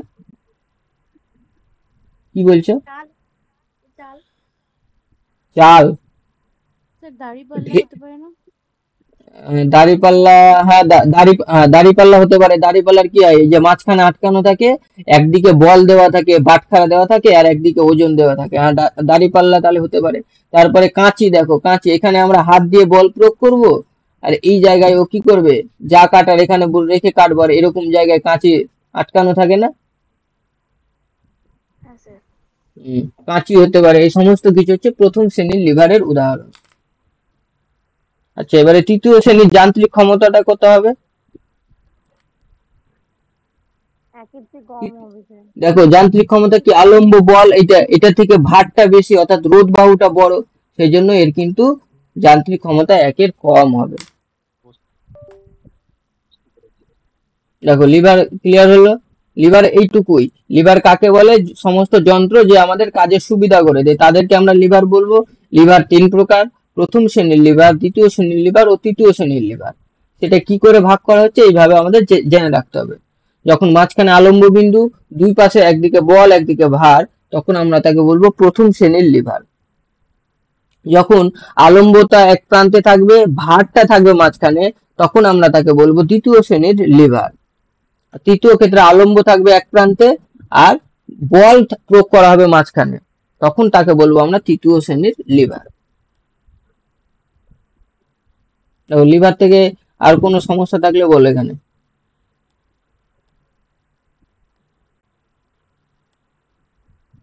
কারো কিছু অসুবিধা? না স্যার। না স্যার। দেখো এবারে কি বলা হচ্ছে, কোনটি দ্বিতীয় শ্রেণীর লিভার? জাতি হবে স্যার। জাতি হবে, জাতি, হ্যাঁ ঠিক। জাতির এই জায়গায় ভার থাকে, একদিকে আলম্ব, আমরা তো পড়লামই। বাকিগুলো কাঁচি প্রথম শ্রেণীর। ঢেকি, ঢেকির কি হয়, এরকম থাকে ধরো, এখানে ধান পান কিছু থাকলে এখানে একজন পা দিয়ে বা হাত দিয়ে চাপ দিচ্ছে, এখানে তাহলে বল প্রয়োগ করছে, এখানে ওজনটা থাকছে, হ্যাঁ এখানে ওজন থাকছে, আর এরকম এরকম জায়গায় থাকে, আটকানো থাকে, সেই জন্য ঢেকিও হচ্ছে প্রথম শ্রেণীর লিভার। ছবিগুলো যদি মাথায় রাখো আর এই এই জিনিসগুলো জানলে আমাদের চিনতে খুব সুবিধা হয়। তুলা যন্ত্র, তুলা যন্ত্র কি হয়ে যায়, কি ধরনের লিভার?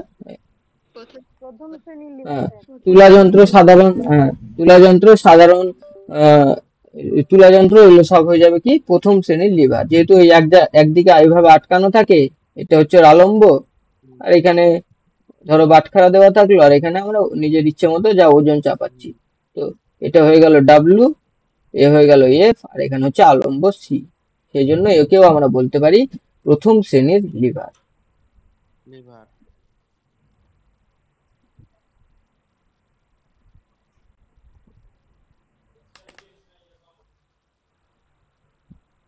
নেক্সট দেখো, প্রাস গতিতে কণার গতিপথ। প্রাস গতি কি জিনিস, আগের দিন আমি বলেছিলাম কিরকম হয় প্রাস গতি।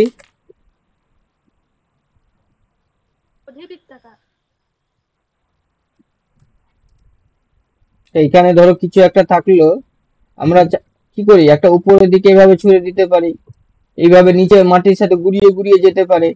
কিন্তু যদি কখনো আমরা অ্যাঙ্গেল করে কোনো কিছুকে ছুঁড়ি, তো কি করবে, এইভাবে যেতে যেতে অভিকর্ষজ ত্বরণের জন্য, অভিকর্ষজ ত্বরণের জন্য ও চাইবে নিচের দিকে নামতে। তো যতক্ষণ বলটা আমরা যে প্রয়োগ করব তার জন্য কিছুটা এইভাবে উঠবে উঠবে, এই জায়গায় যখনই বেগ শূন্য হয়ে যাবে অভিকর্ষ ত্বরণের জন্য ও আবার কি হবে, এইভাবে নিচে নেমে যাবে। তো এরকমটা হবে অনেকটা, এই করে আবার এইভাবে এরকম করে ধরো মাটিতে এসে পড়ে গেল। তো এই যে গতিটাকে, এটাকে বলা হয় কি, প্রাসের গতি। এই গতিটাকে আমরা বলবো কি, প্রাসের গতি। তো এর পথটা কিরকম থাকে দেখতে,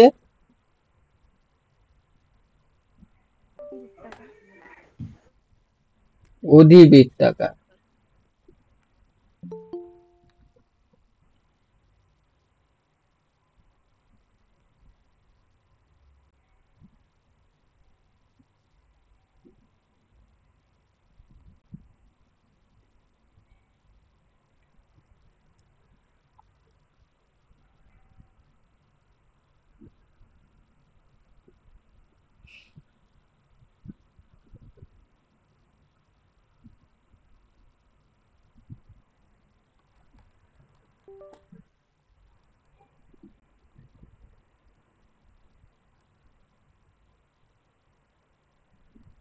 এটা হয়ে গেল অধিবৃত্তাকার। নিচেরটা দেখো, এবার পৃথিবীর এক প্রান্ত থেকে বিপরীত প্রান্তে টানা সুড়ঙ্গে কোন বস্তুর গতি প্রকৃতি হয়?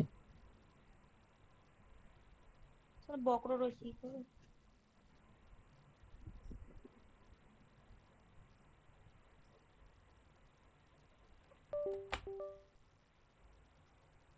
কি হবে এটা, বক্র, বক্ররেখী।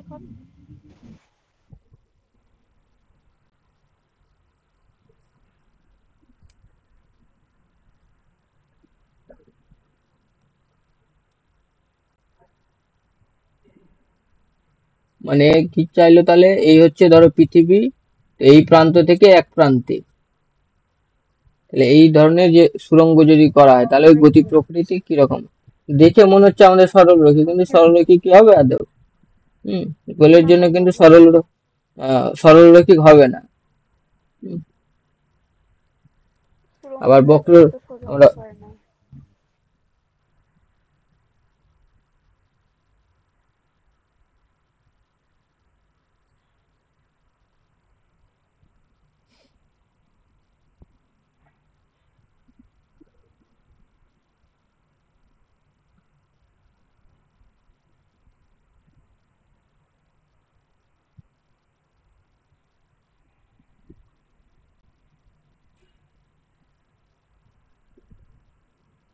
এরকম যদি সুড়ঙ্গ টানা হয়, তাহলে এটা কি হয়ে যাবে, সরল সামঞ্জস্য গতি বলা হচ্ছে। কি সরল সামঞ্জস্য গতি, কি জিনিস সরল সামঞ্জস্য গতি?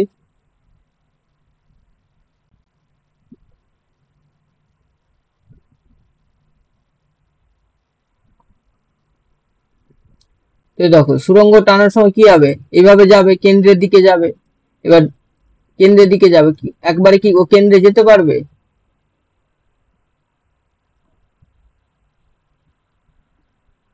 সবকিছু কি হয়, এই যে মাঝের দিকে চলে যায়। তো এরকম যখনই যাবে, এবার যে কেন্দ্র থেকে নিচের দিকে যাবে তখন আবার ওকে উপরের দিকে টানবে, এইভাবে আস্তে আস্তে উপরের দিকে টানবে। তো এই ধরনের গতিকে যখনই ও কি করবে, একটা বল কাজ করবে এবং সে আবার আগের অবস্থায় ফিরে যেতে চাইবে, সরল রেখায় চলবে, সোজা ভাবেই চলবে গতিটা, কিন্তু যখনই কি করবে ও আগের অবস্থায় ফিরে যেতে চাইবে, তখন আমরা তাকে বলবো সরল সামঞ্জস্য গতি। যখন কোনো গতি অবভিয়াসলি সরল ভাবে চলবে বা সরলরৈখিক গতি হবে এবং সে কি করবে, আগের অবস্থায় ফিরে যেতে চাইবে, তখন আমরা তাকে কি গতি বলবো, সরল সামঞ্জস্য গতি। কেন আগের অবস্থায় ফিরে যেতে চাইবে, ছবিটা বোঝা গেল কি? আরেকবার দেখাচ্ছি, দেখো এই ধরো হচ্ছে পৃথিবী, এখানে কেন্দ্র, আমরা কি জানি সবকিছু কেন্দ্রের দিকে আকর্ষণ হয়। এইভাবে ধরো যখন আমরা একটা সরঙ্গ টানছি, এখানে সরঙ্গ ধরো, তো এইভাবে তো গেল। আবার একইভাবে যদি এদিক থেকে ধরো সরঙ্গ টানা হয়, তাহলে সেও তো উপরের দিকে কেন্দ্রের দিকে যাবে, তাই তো? অভিকর্ষজ ত্বরণ কি করে, সবসময় নিচের দিকে টানে, সেটা আমাদের বলাটা ভুল। সবসময় কোথায় টানে, পৃথিবীর কেন্দ্রের দিকে টানে। অভিকর্ষজ ত্বরণ মানে কি, পৃথিবীর কেন্দ্রের দিকে আকর্ষণ করে। তো এই যে নিচের দিক থেকে যাবে, ও কি চাইবে, কেন্দ্রের দিকে যেতে চাইবে। তো যখনই ধরো এরকম কেন্দ্র থেকে বাইরে এরকম জায়গায় যাবো, ও কি করবে, আবার আগের অবস্থায় ফিরে যেতে চাইবে না। উম, সেই জন্য আমরা তাকে বলবো কি, সরল সামঞ্জস্য গতি। বোঝা গেল? সরল রৈখিক গতি, হ্যাঁ যেটা স্যার। কি করবে, আগের অবস্থায় ফিরে যেতে চাইবে। নেক্সট, এই নিউটন বলকে 1 নিউটন বলতে কত ডাইন হয়? 10⁵ টাইম।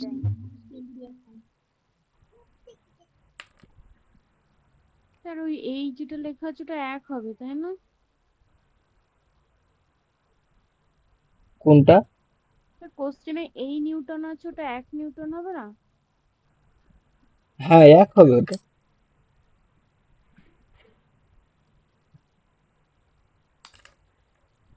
দেখে তো বোঝা যাচ্ছে 1 হবে।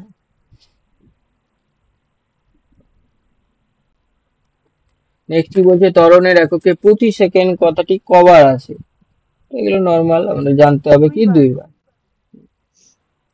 বস্তুর ওজন কোথায় সবচেয়ে বেশি হয়? মেরু অঞ্চলে। সেম জিনিস আবার ভুল করলে হবে? এটা হয়েছিল, এই হচ্ছে পৃথিবী, এই হচ্ছে কেন্দ্র। সবসময় অভিকর্ষ ত্বরণ কোথায় বেশি হয়? মেরু অঞ্চলে বেশি হয়। এই মেরু অঞ্চলে অভিকর্ষ ত্বরণ বেশি হয়। যত দূরত্ব বাড়বে ক্ষেত্রে যে অভিকর্ষ ত্বরণ নিচের দিকে যাবে, তো ক্ষেত্রে অভিকর্ষ ত্বরণ বেশি হওয়ার দরুন ওজন কিন্তু মেরু অঞ্চলে বেশি হবে। এটা আমি আগের দিনও দেখিয়েছিলাম। নেক্সট হচ্ছে কি, যে কোনো বস্তু কণার প্রাথমিক বেগ ইউ ত্বরণের সম্পর্কটা কি হবে?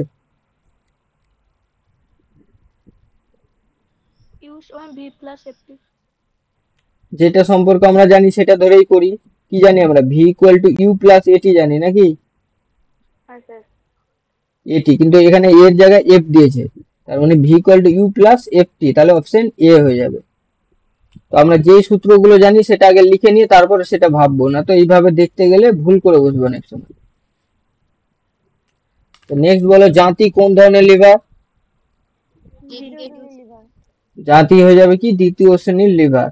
কোনটি, নিচের কোনটি দ্বিতীয় শ্রেণীর লিভার?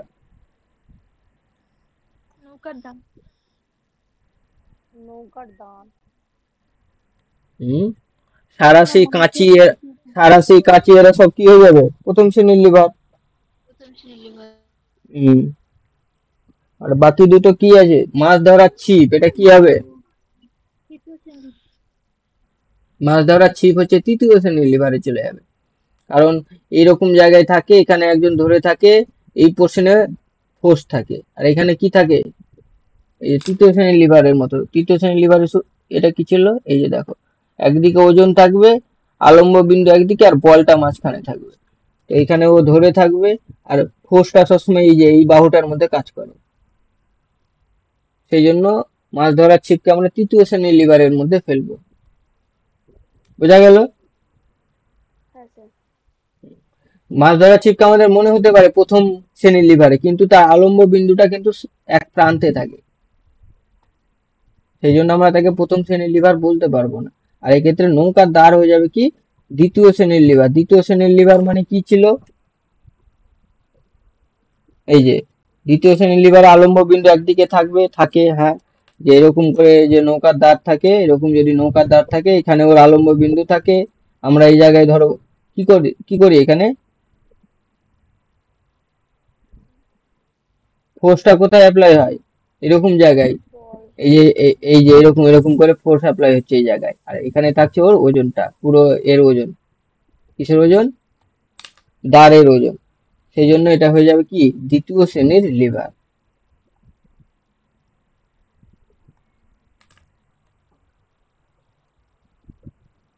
তাহলে নিচের কোনটি দ্বিতীয় শ্রেণীর লিভার? নৌকার দাঁড়।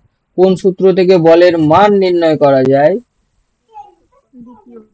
দ্বিতীয় গতিসূত্র থেকে, ঠিক। ক্রেন কোন শ্রেণীর লিভার হবে? তৃতীয় শ্রেণী। তৃতীয় শ্রেণীর লিভার। তৃতীয় শ্রেণীর লিভার হয়ে যায় কি ক্রেন। কোন বস্তুর বেগ দ্বিগুণ হলে ভর বেগের কি হবে? ভর বেগ। তো প্রত্যেকটা আমাদের দেখতে হবে। তাহলে বেগ কি বলছে? যে বেগ দ্বিগুণ মানে ভি এফ হয়ে যাচ্ছে কি 2 ইন্টু ভি আই। আই মানে V initial value, initial velocity মানে প্রাথমিক বেগ, আর ফাইনাল ভেলোসিটি মানে অন্তিম বেগ ভি এফ।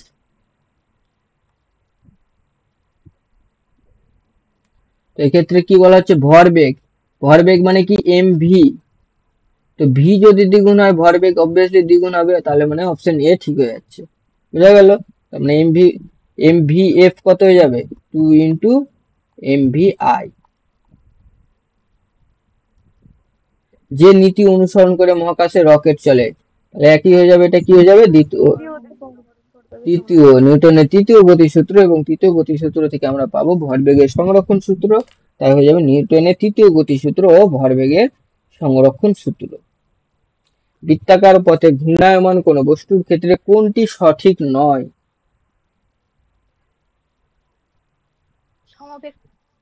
সমবেগ সম্পন্ন।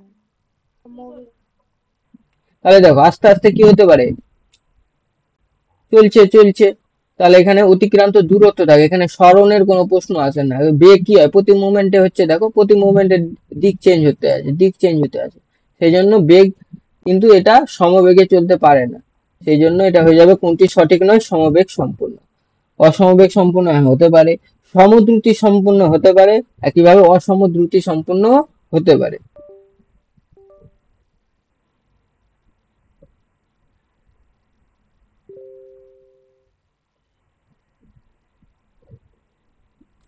ঘূর্ণায়মান পাখা সুইচ বন্ধ করার পরেও কিছুক্ষণ ধরে পাখা ঘুরতে থাকে কেন? গতিজারদের জন্য, ঠিক। গতিজারদের জন্য কি করে? ঘুরতে থাকে।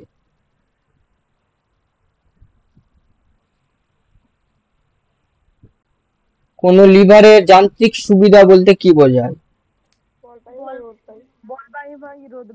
বলবাহু বাই রোধবাহু। তার মানে রোধবাহু যদি কমে তাহলে যান্ত্রিক সুবিধা বাড়বে, বলবাহু যদি বাড়ে তাহলে যান্ত্রিক সুবিধা বাড়বে।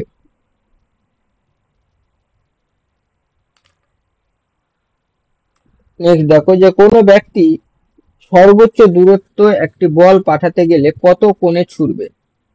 45 ডিগ্রি কোণে। কত কোণে ছুটবে বলা হয়েছে। এবার 90 ডিগ্রি। 90 ডিগ্রি স্যার, 45 ডিগ্রি হবে তো। 45 ডিগ্রি। তা কেন? যে 90 ডিগ্রির ক্ষেত্রে কি হবে? একদম পুরোপুরি অভিকর্ষ ত্বরণ মাইনাস জি কাজ করবে, তো এখানে মন্দনের পরিমাণটা বেশি থাকবে। আর এইভাবে গেলে সেক্ষেত্রে মন্দনটা, অভিকর্ষ ত্বরণটা জি থেকে একটু কম হবে, তার মানে ও কিন্তু বেশি উঁচু যাবে, সেক্ষেত্রে মানে অনেকটা প্রাসের গতি। তাহলে এখানে হয়ে যাবে কত? 45।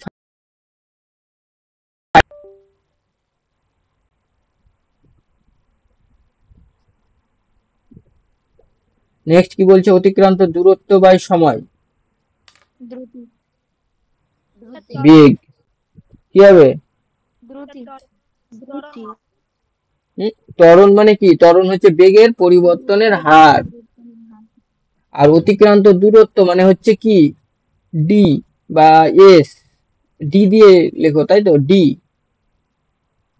আর সময় হচ্ছে কি? টি। আর ডি বাই টি মানে কি হয়ে যায়? দ্রুতি, স্পিড। তাহলে দ্রুতি সমান হয়ে যায় দূরত্ব বাই সময়। আর একইভাবে সরণ বাই সময় হয়ে গেলে সে হয়ে যেত ভেলোসিটি বা বেগ। একটা লোহার বলকে মাটির উপর ঘুরিয়ে দিলে বলটি যত দূর যায় পাকার মেঝেতে ঘুরিয়ে দিলে তার চেয়ে বেশি দূর যায় কেন? পাকার মেঝে মানে কি? পাকা মেঝে, যেটাকে মার্বেল বা কিছু টাইলস এগুলো বসানোটাকে বলবো আমরা পাকার মেঝে। তো সেক্ষেত্রে কি হয়ে যায়? ঘর্ষণ বলটা কমে যায়, ঠিক।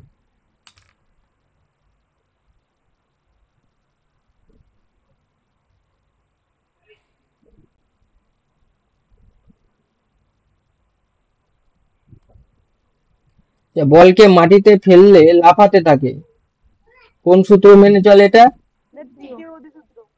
তাহলে এই হচ্ছে পৃষ্ঠ, এখান থেকে একজন এভাবে একটা বল ফেলে দিল, তো সঙ্গে সঙ্গে এখানে এ কি করবে, একটা প্রতিক্রিয়া বল দিবে, সেই জন্য এরকম দূরত্ব থেকে দিল, ধরো এতটা না গিয়ে ওই এতটা গেল, আবার কিছুটা আবার নামলো, দিয়ে আবার এইভাবে এই করে করে আস্তে আস্তে থামছে। এটা কিসের জন্য হয়? নিউটনের তৃতীয় গতিসূত্রের জন্য। অপকেন্দ্র বলকে আমরা কি বলবো? অলিক বল। অলিক বল। সার্কাসের মৃত্যুকূপ খেলা কোন প্রকার বলে ব্যবহারিক প্রয়োগ? সার্কাসের মৃত্যুকূপ খেলা মানে কি, যে যে এরকম একটা বৃত্তাকার পথ থাকবে, হ্যাঁ, আর এখানে এখানে ওই বাইক নিয়ে এরকম ঘুরতে থাকে, ওটাকে বলা হয় সার্কাসের মৃত্যুকূপ খেলা। এবার এটা কি নর্মাল এরকম করে না, অনেকে কি করে উঁচু উঁচু 3D থাকে আর ওই তলে ঘুরতে থাকে, এটা তো আমি আর ছবি এঁকে বোঝানো যাবে না, মানে ধরো এরকম একটা আছে, তো এই যে এইখানে এইভাবে ঘুরতে আছে, হ্যাঁ, তো এটাকে বলা হয় সার্কাসের মৃত্যু রূপ, মানে সার্কাস খেলা এটাকে, এই টাইপের। তো এখানে মেনলি কি বল তাহলে কাজ করবে? এখানে তাহলে কাজ করবে কি কি বল কাজ করবে? অপকেন্দ্র বল। অপকেন্দ্র, অভিকেন্দ্র আমরা বলবো না, সবসময় অপকেন্দ্র বলবো, যদিও অপকেন্দ্র কাজ হচ্ছে অভিকেন্দ্রের জন্য। যেখানে আমরা বৃত্তীয় গতি দেখবো সেখানে আমরা অপকেন্দ্র বলের কথা বলবো। নেক্সট হচ্ছে ঘর্ষণ বল কোন দিকে কাজ করে?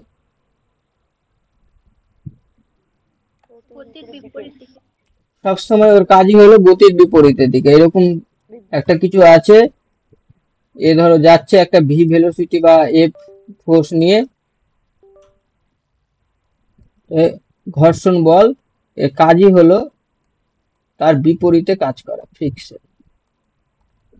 ঘর্ষণে বাধা দেওয়া, সরি বলে তার গতিতে বাধা দেওয়ার কাজই হলো এর বা এমভি হতে পারে, তাহলে গতির বিপরীতে কাজ করবে ঘর্ষণ। ওয়াশিং মেশিনের কার্যপ্রণালী কোন নীতির উপর নির্ভরশীল? তো দেখো ওয়াশিং মেশিনে কি হয়, কোন একটা কাপড় দিলে এরকম গোল গোল করে ঘুরতে থাকে না, তার মানে ওখানে কোন ধরনের বল কাজ করবে? বলো কোন ধরনের বল কাজ করবে? অপকেন্দ্র বল, যেটা হচ্ছে যার এ হচ্ছে কি সেন্ট্রিফিউগেশন। সেন্ট্রিফিউগেশন মানে হচ্ছে কি অপকেন্দ্র। বোঝা গেল?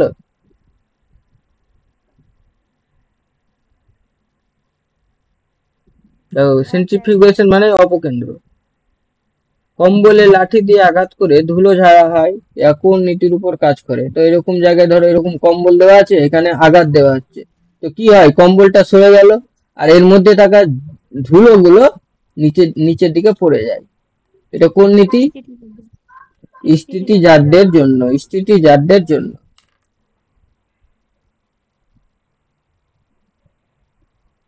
আনত তলের যান্ত্রিক সুবিধা কত?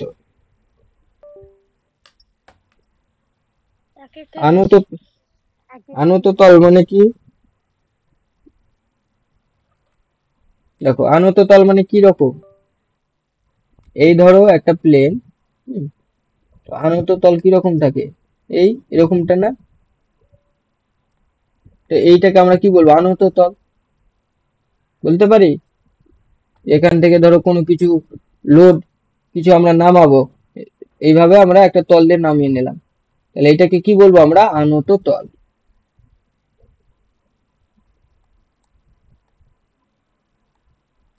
যে কি করবে, যে হচ্ছে অনুভূমিক তলের সাথে একটা অ্যাঙ্গেল করে থাকবে, একে বলবো আমরা আনত তল। আনত তল বোঝা গেল?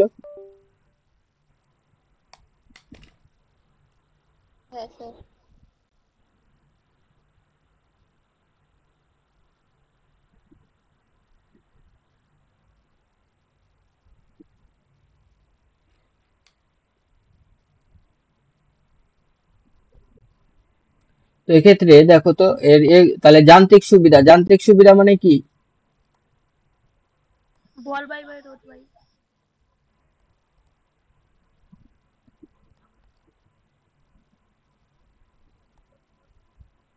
বল বাহু বাই রোধ বাহু। এই যান্ত্রিক সুবিধা আমরা নিই কেন?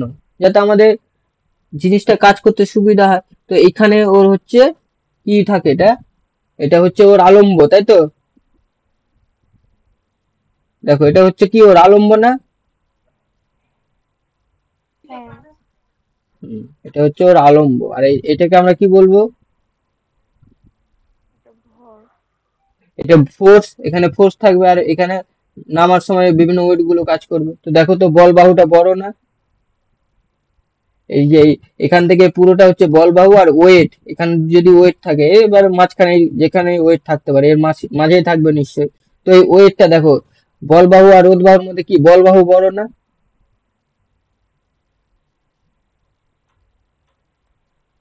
দেখো ক্লিয়ার করো।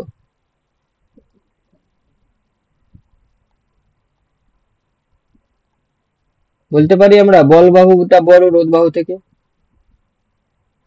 তো যদি বড় হয় তাহলে যান্ত্রিক সুবিধা কি হবে? একের বেশি লিখতে পারি। উপরেরটা যদি বড় থাকে তার মানে নিশ্চয়ই কি হবে? একের বেশি হবে। তার মানে অ্যান্সার কোনটা হয়ে যাবে? আনত তলের যান্ত্রিক সুবিধা একের বেশি। দেখো বোঝা গেল এটা?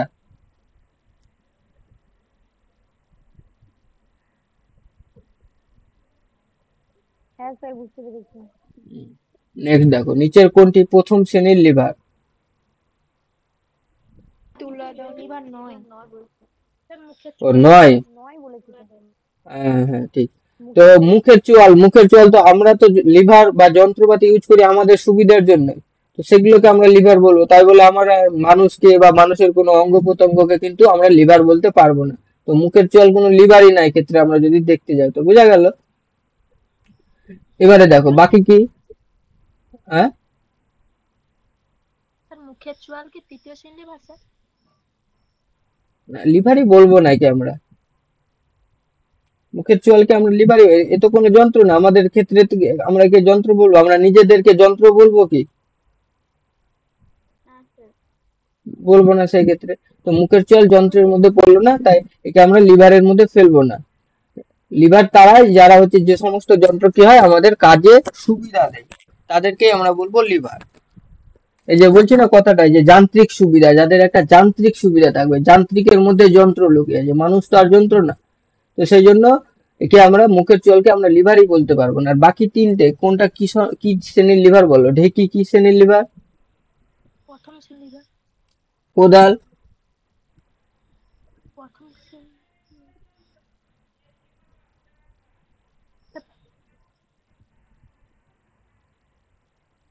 হুম,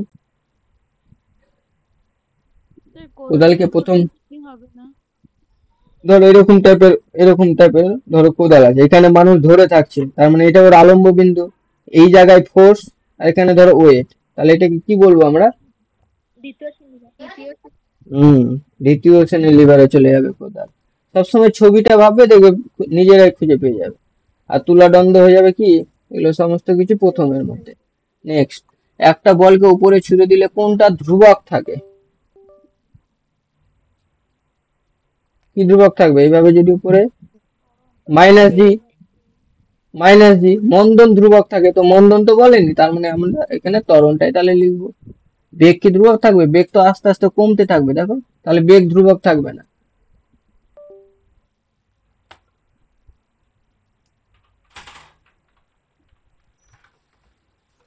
বোঝা গেল?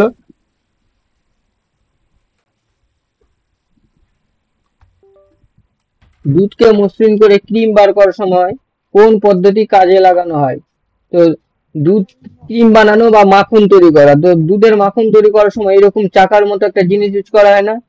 ঘর্ষণজনিত যদি আগে এইরকম থাকতে, হ্যাঁ, সেক্ষেত্রেও কিন্তু বৃত্তীয় গতি কাজে লাগানো হয়। তার মানে বৃত্তীয় গতি মানে কি? অপকেন্দ্র বল।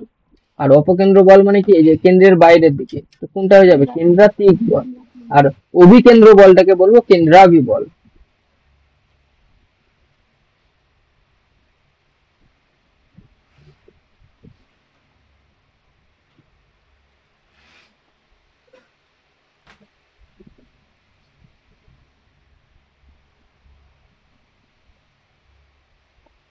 নেক্সট, রকেট সংরক্ষণ সূত্র অনুযায়ী গতিশীল হয়। অলরেডি হয়ে আসলো কোনটা? রৈখিক রৈখিক, রৈখিক ভরবেগ। আচ্ছা, সবচেয়ে কর্মক্ষম ইঞ্জিন কোনটি? কর্মক্ষম মানে সবসময় কি হয়ে যাবে? ইলেকট্রিক। তার জন্য এখন ইলেকট্রিক যদি দুটি ভিন্ন ভরের স্থির অবস্থায় দুটি ভিন্ন ভরের স্থির বস্তুর ওপর একই সময় ধরে একই পরিমাণ বল প্রয়োগ করা হয় তবে দুটি বস্তুর কি হবে? অর্থাৎ একটা ধরো ভর হচ্ছে m1, একটা ভর হচ্ছে m2, একই সময় ধরে হচ্ছে বল প্রয়োগ করা হবে এবং একই পরিমাণ বল প্রয়োগ করা হবে, তাহলে কি ভরবেগ সমান বেগ সমান হবে কি বস্তু? না ভরবেগ সমান? ভরবেগ সমান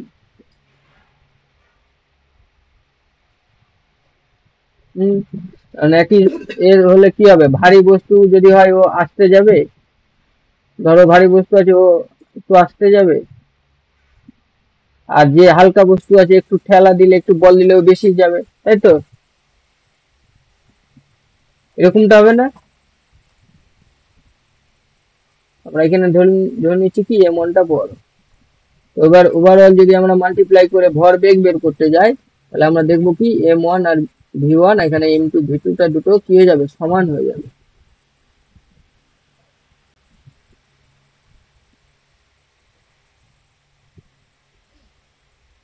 বোঝা গেল এটা? হ্যাঁ স্যার। হুম। তো কোনটি যান্ত্রিক সুবিধা এক হয়? কার যান্ত্রিক সুবিধা কোন কোন লিভারের যান্ত্রিক সুবিধা এক হয় আগে সেটা বলো। প্রথম শ্রেণী, তাহলে এখানে কোনটা হবে?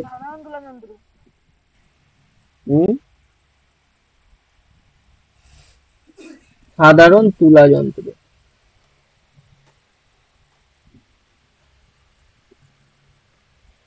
স্যার এক চাকা হাত ঘড়ি মানে? হাত গাড়ি আগে থাকতো না, ধরো এরকম এ আছে মিডিলে চাকা থাকলো আর এখানে এরকম থাকলো, এখানে এ করে যাচ্ছে, ঠেলে হোক বা টেনে হোক। স্যার ওটা তো দু চাকা হতো না, দু চাকার দুটো হয়, দুটো হয়, এক এক চাকার বলা হয়েছে।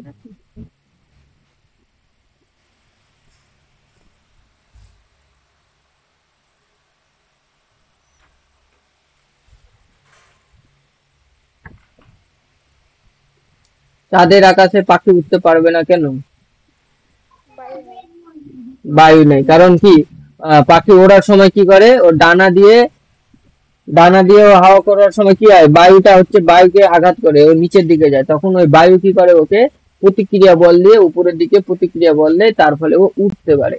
আর সেই বায়ু না থাকলে ওর ডানা যতই ও এ করুক, নড়াচড়া করুক, ও কিন্তু সেই বায়ু থাকে না বলে ওর প্রতিক্রিয়া বল পাবে না, সেই জন্য ও কিন্তু উঠতে পারবে না।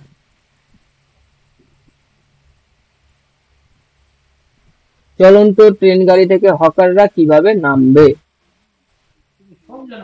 সামনের দিকে হেলে। তো চলন্ত ট্রেন গাড়ি হচ্ছে কি সামনের দিকে ধরো যাচ্ছে, এবার হকার যদি নামে তো নামার সাথে সাথে ও কি করবে? সামনের দিকে চলে যাবে না একটু? হ্যাঁ। এবার ওর বডি তো থাকলো, মাথাটা সামনের দিকে চলে যাবে, ও কি করে? সেই জন্য একটু এইভাবে হেলে গেল, যে যখনই নামলো তখন সুন্দরভাবে এই হেলে গেল আর এই নড়ার জন্য এইদিকে গেল, আর লব্ধি বলের মতো করে সোজা কিন্তু নেমে যেতে পারে। তার মানে ও কি হচ্ছে? পিছনের দিকে কিন্তু হেলে নামবে, অর্থাৎ অপশন বি হয়ে যাবে ঠিক উত্তর। বোঝা গেল?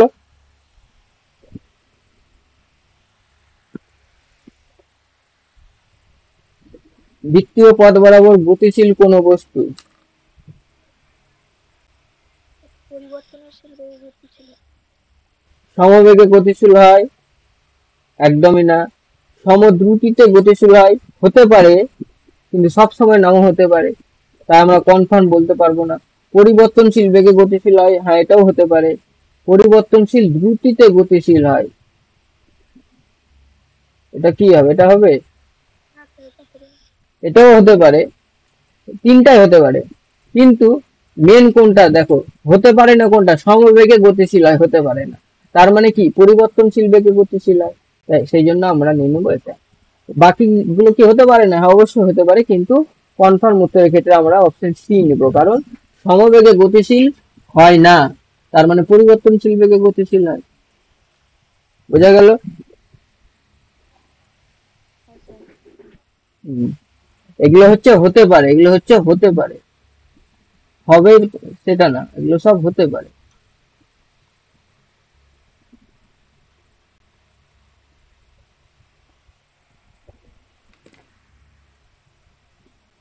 কোন রাশিটির একক বলার ক্ষেত্রে প্রতি সেকেন্ড কথা আসে? ত্বরণ। ত্বরণ।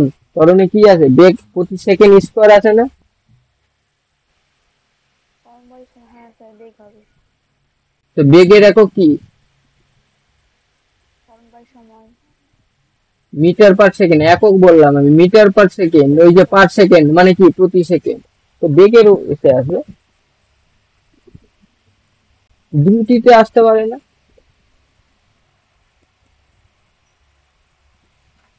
ও দুবার আসে বলা হয়েছে। স্যার ত্বরণ হবে তো? ত্বরণ হবে, হ্যাঁ। তো একবার বলে তো বেগ দ্রুতি দুটোই আসছে, দুবার আছে। নেক্সট হচ্ছে রকেটের কার্যনীতি, তাহলে হয়ে যাবে কি? ভরবেগ। ভরবেগ। কোনটি সংরক্ষণ সূত্র মেনে চলে? ভর, শক্তি, গতিবেগ, বেগ, কোনটা হবে তাহলে ক্ষেত্রে? ভরবেগ। ভর।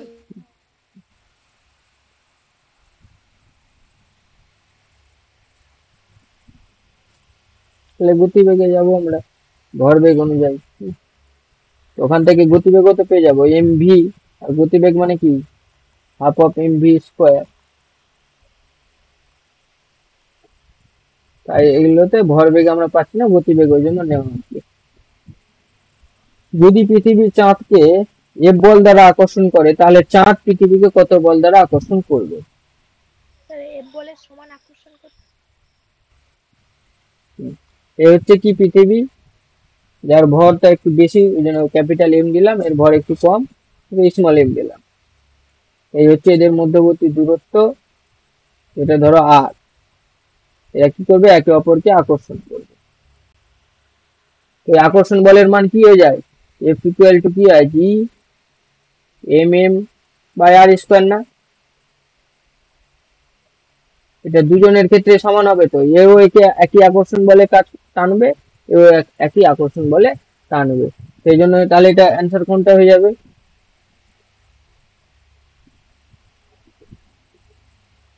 Option B sir.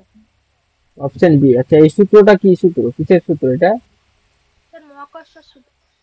মহাকর্ষ সূত্র। আর একইভাবে এটা কোনো বস্তুর ক্ষেত্রে থাকলে সেটাকে আমরা বলি কি? কুলম্বের সূত্র। নেক্সট বলছে কি, যে কোনটি তৃতীয় শ্রেণীর লিভার?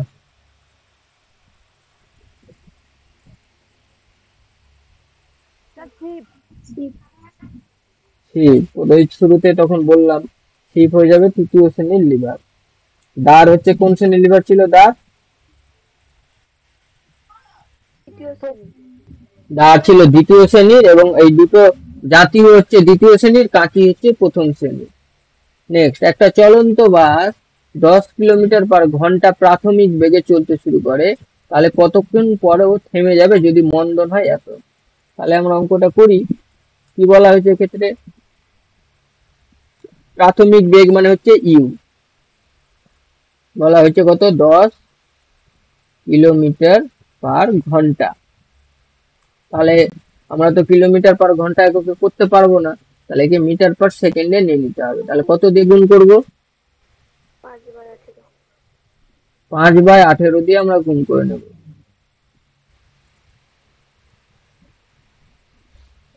তারপরে 2, 5 আর 9, তার মানে হয়ে গেল এটা 25/9 মিটার/সেকেন্ড। ইউ আমরা পেয়ে গেলাম। ভি দেখো বলছে থেমে যাবে, তার মানে ভি কত হবে? 0।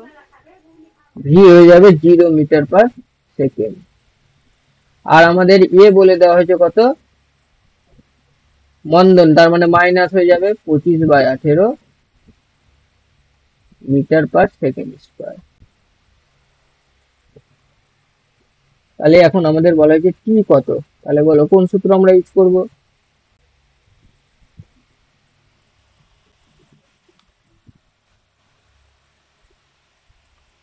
ভি ইকুয়াল টু কি? ই সমান ইউ মাইনাস ইউ প্লাস এটি। তো এক্ষেত্রে দেখো ভি তো 0, আর ইউ বলছে 10, এ বলছে কত? -, 25/18, আর টিটা আমাদের বের করতে হবে। স্যার এটা এই সাইডে চলে আসলে আমরা পেয়ে যাবো কত, স্যার 25 বাই, হ্যাঁ 25/9 হবে, 10 হবে না ওটা। আচ্ছা হ্যাঁ, ইউ হয়ে যাবে কত, 25/9। এই তো এক্ষেত্রে দেখো 25 কেটে যাবে, 9 এর সাথে 18 2 থাকলো, আমরা এখান থেকে আমরা পেয়ে যাবো কত, T = 2, কি ঘন্টা না সেকেন্ড, সেকেন্ড। সেকেন্ড, মানে অ্যান্সার হয়ে গেল 2 সেকেন্ড। স্যার 72 নম্বর কোশ্চেনটা একটু বলবেন? 72, এই যে দেখো মহাকর্ষ সূত্র কি বলে যে একটা গ্রহ নক্ষত্র কি করবে, একে অপরকে আকর্ষণ করবে, এবং নিউটন সেটা কি হয়, সমান। তো সেই আকর্ষণ বা বিকর্ষণ বলটা এই যে কত হবে, সেটা হচ্ছে এই, সেটা এর ক্ষেত্রেও যা, এর ক্ষেত্রেও তাই, এ একে যে বলে আকর্ষণ করবে ও সেম বলে আকর্ষণ করবে, সে যতই আকার ছোট বড় থাকুক না কেন। বোঝা গেল? হ্যাঁ তার স্যার। মানে সেই জন্য এটা হয়ে যাবে সমান।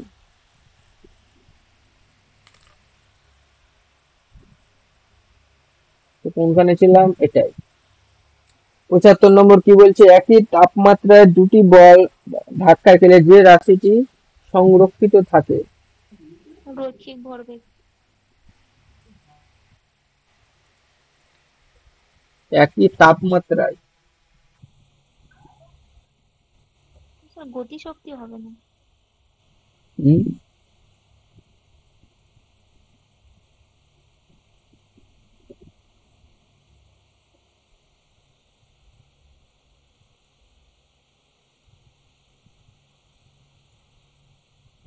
তাপমাত্রা কোথা থেকে চলে আসবে?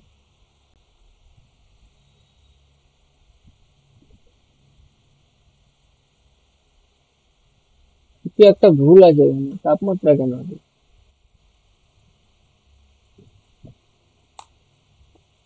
স্যার রৈখিক ভরবেগ। কি করে?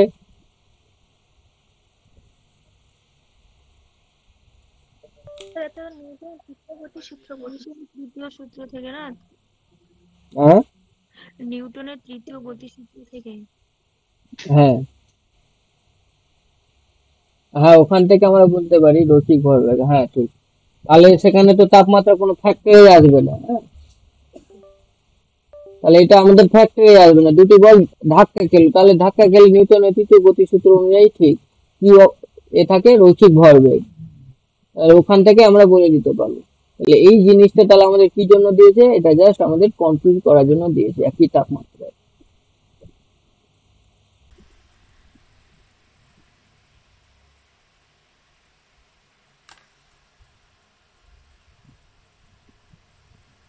কোন পদার্থের জাড্য কিসের উপর নির্ভরশীল? ভৌত অবস্থা।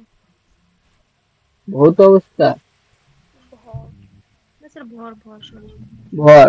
জাড্য, জাড্য অনেকটা এক ধরনের বলের মতো, যেটা অবশ্যই কি করবে, ভরের উপর নির্ভর করবে। একটা বস্তুর গতিবেগ দ্বিগুণ করা হলো, মানে ভি দ্বিগুণ হলো, তাহলে ভরবেগ কত হবে, দ্বিগুণ হবে। দ্বিগুণ হবে স্যার। ভরবেগ দ্বিগুণ হবে। আমরা উপরে অলরেডি একটা করে আসলাম। তা মানুষের হাত কোন শ্রেণীর লিভার? স্যার দ্বিতীয় তৃতীয় শ্রেণীর শ্রেণী। লিভার। হুম, স্যার প্রথম শ্রেণী হচ্ছে না, স্যার দ্বিতীয় শ্রেণীর লিভার স্যার। আগে আগে বললাম যে মানুষের হাত মানে আমাদের কোনো কিছু, আমরা কোনো যন্ত্র না, আমাদের কোনো অঙ্গ প্রত্যঙ্গ, তাহলে কোনো লিভারের সাথে আমরা তুলনা করব না, আমরা কোনো লিভারের আন্ডারে করব না, তাহলে মানুষের হাতও তাহলে কোনো লিভারের আন্ডারে পড়বে না। বোঝা গেল?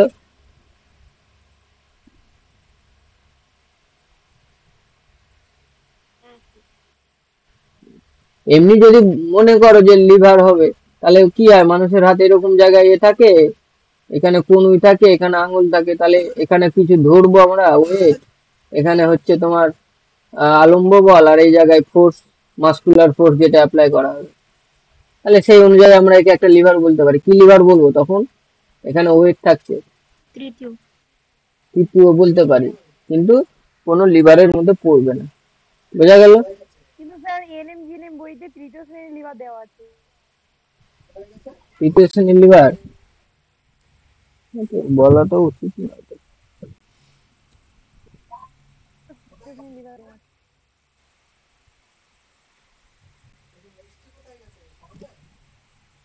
মানুষের হাত তো তৃতীয় শ্রেণী লিভারে পড়ছে।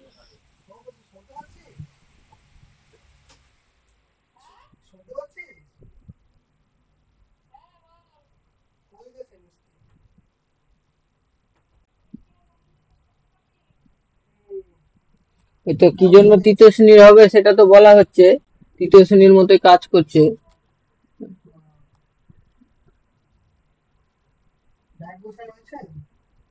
তাহলে তার কাজের উপর ভিত্তি করে আমরা বলতে পারি তৃতীয় শ্রেণীর লিভার, বলতে পারি, কিন্তু অ্যাকচুয়ালি উচিত না, লিভারই নয় কোনো, ম্যাক্সিমাম জায়গাতে তৃতীয় দিচ্ছে এটা। নেক্সট বলছে কি যে ঘর্ষণ বলের সর্বাধিক মান কি নামে পরিচিত? Limiting friction. লিমিটিং ফ্রিকশন কম বা বেশি সেটা হয়ে যাবে কি লিমিটিং ফ্রিকশন। নেক্সট রকেট ছোড়া হয়ে যাবে কি শক্তি সংরক্ষণ সূত্র, নিউটনের তৃতীয় সূত্র। এটা কোনটা হবে এখানে? 80 নম্বর।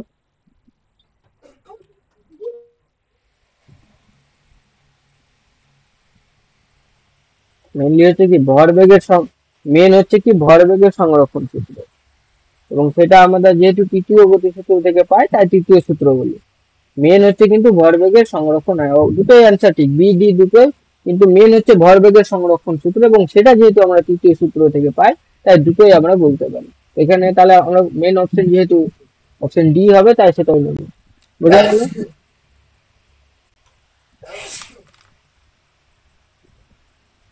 নেক্সট বলছে ক্রেন কোন শ্রেণীর লিভার? অলরেডি হয়ে আসলে এটা তৃতীয় শ্রেণীর লিভার। সেলাই মেশিন, সেলাই মেশিনের গতি ঘূর্ণন। ঘূর্ণন, ঘূর্ণন গতি। বৃত্তাকার গতি আর ঘূর্ণন গতি দুটোর মধ্যে তাহলে পার্থক্য কি? বৃত্তাকার গতিতে পদার্থের অবস্থার পরিবর্তন হয়, অবস্থানের এক জায়গা থেকে এক জায়গায় যায়, ঘূর্ণনে কিন্তু সেটা হয় না। তাদের মধ্যে কোনো একটা এরকম কিছু আছে, এখানে যদি কিছু একটা কণা বা কিছু নিই তার অবস্থার পরিবর্তন হবে, কিন্তু পুরো বস্তুর কোনো পরিবর্তন হবে না ঘূর্ণনের ক্ষেত্রে। প্রাচীনকালে রকেটে জ্বালানি হিসেবে কি ব্যবহার করা হতো? বারুদ। বারুদ। বারুদ। তাহলে এই হচ্ছে বল গতি হলো আমাদের। নেক্সট চ্যাপ্টার আমি জানিয়ে দিব কি হবে। এই বর্ডার ঠিক আছে, পিডিএফ পাঠাবে না? হ্যাঁ পুরোটাই তো পিডিএফ পাঠিয়ে দেবো, অসুবিধা নেই।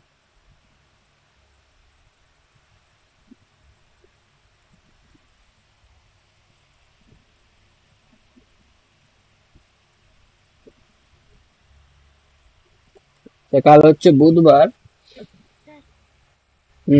কালকে তোমাদের নেবো ওই মক সলিউশন হবে 4 থেকে 6।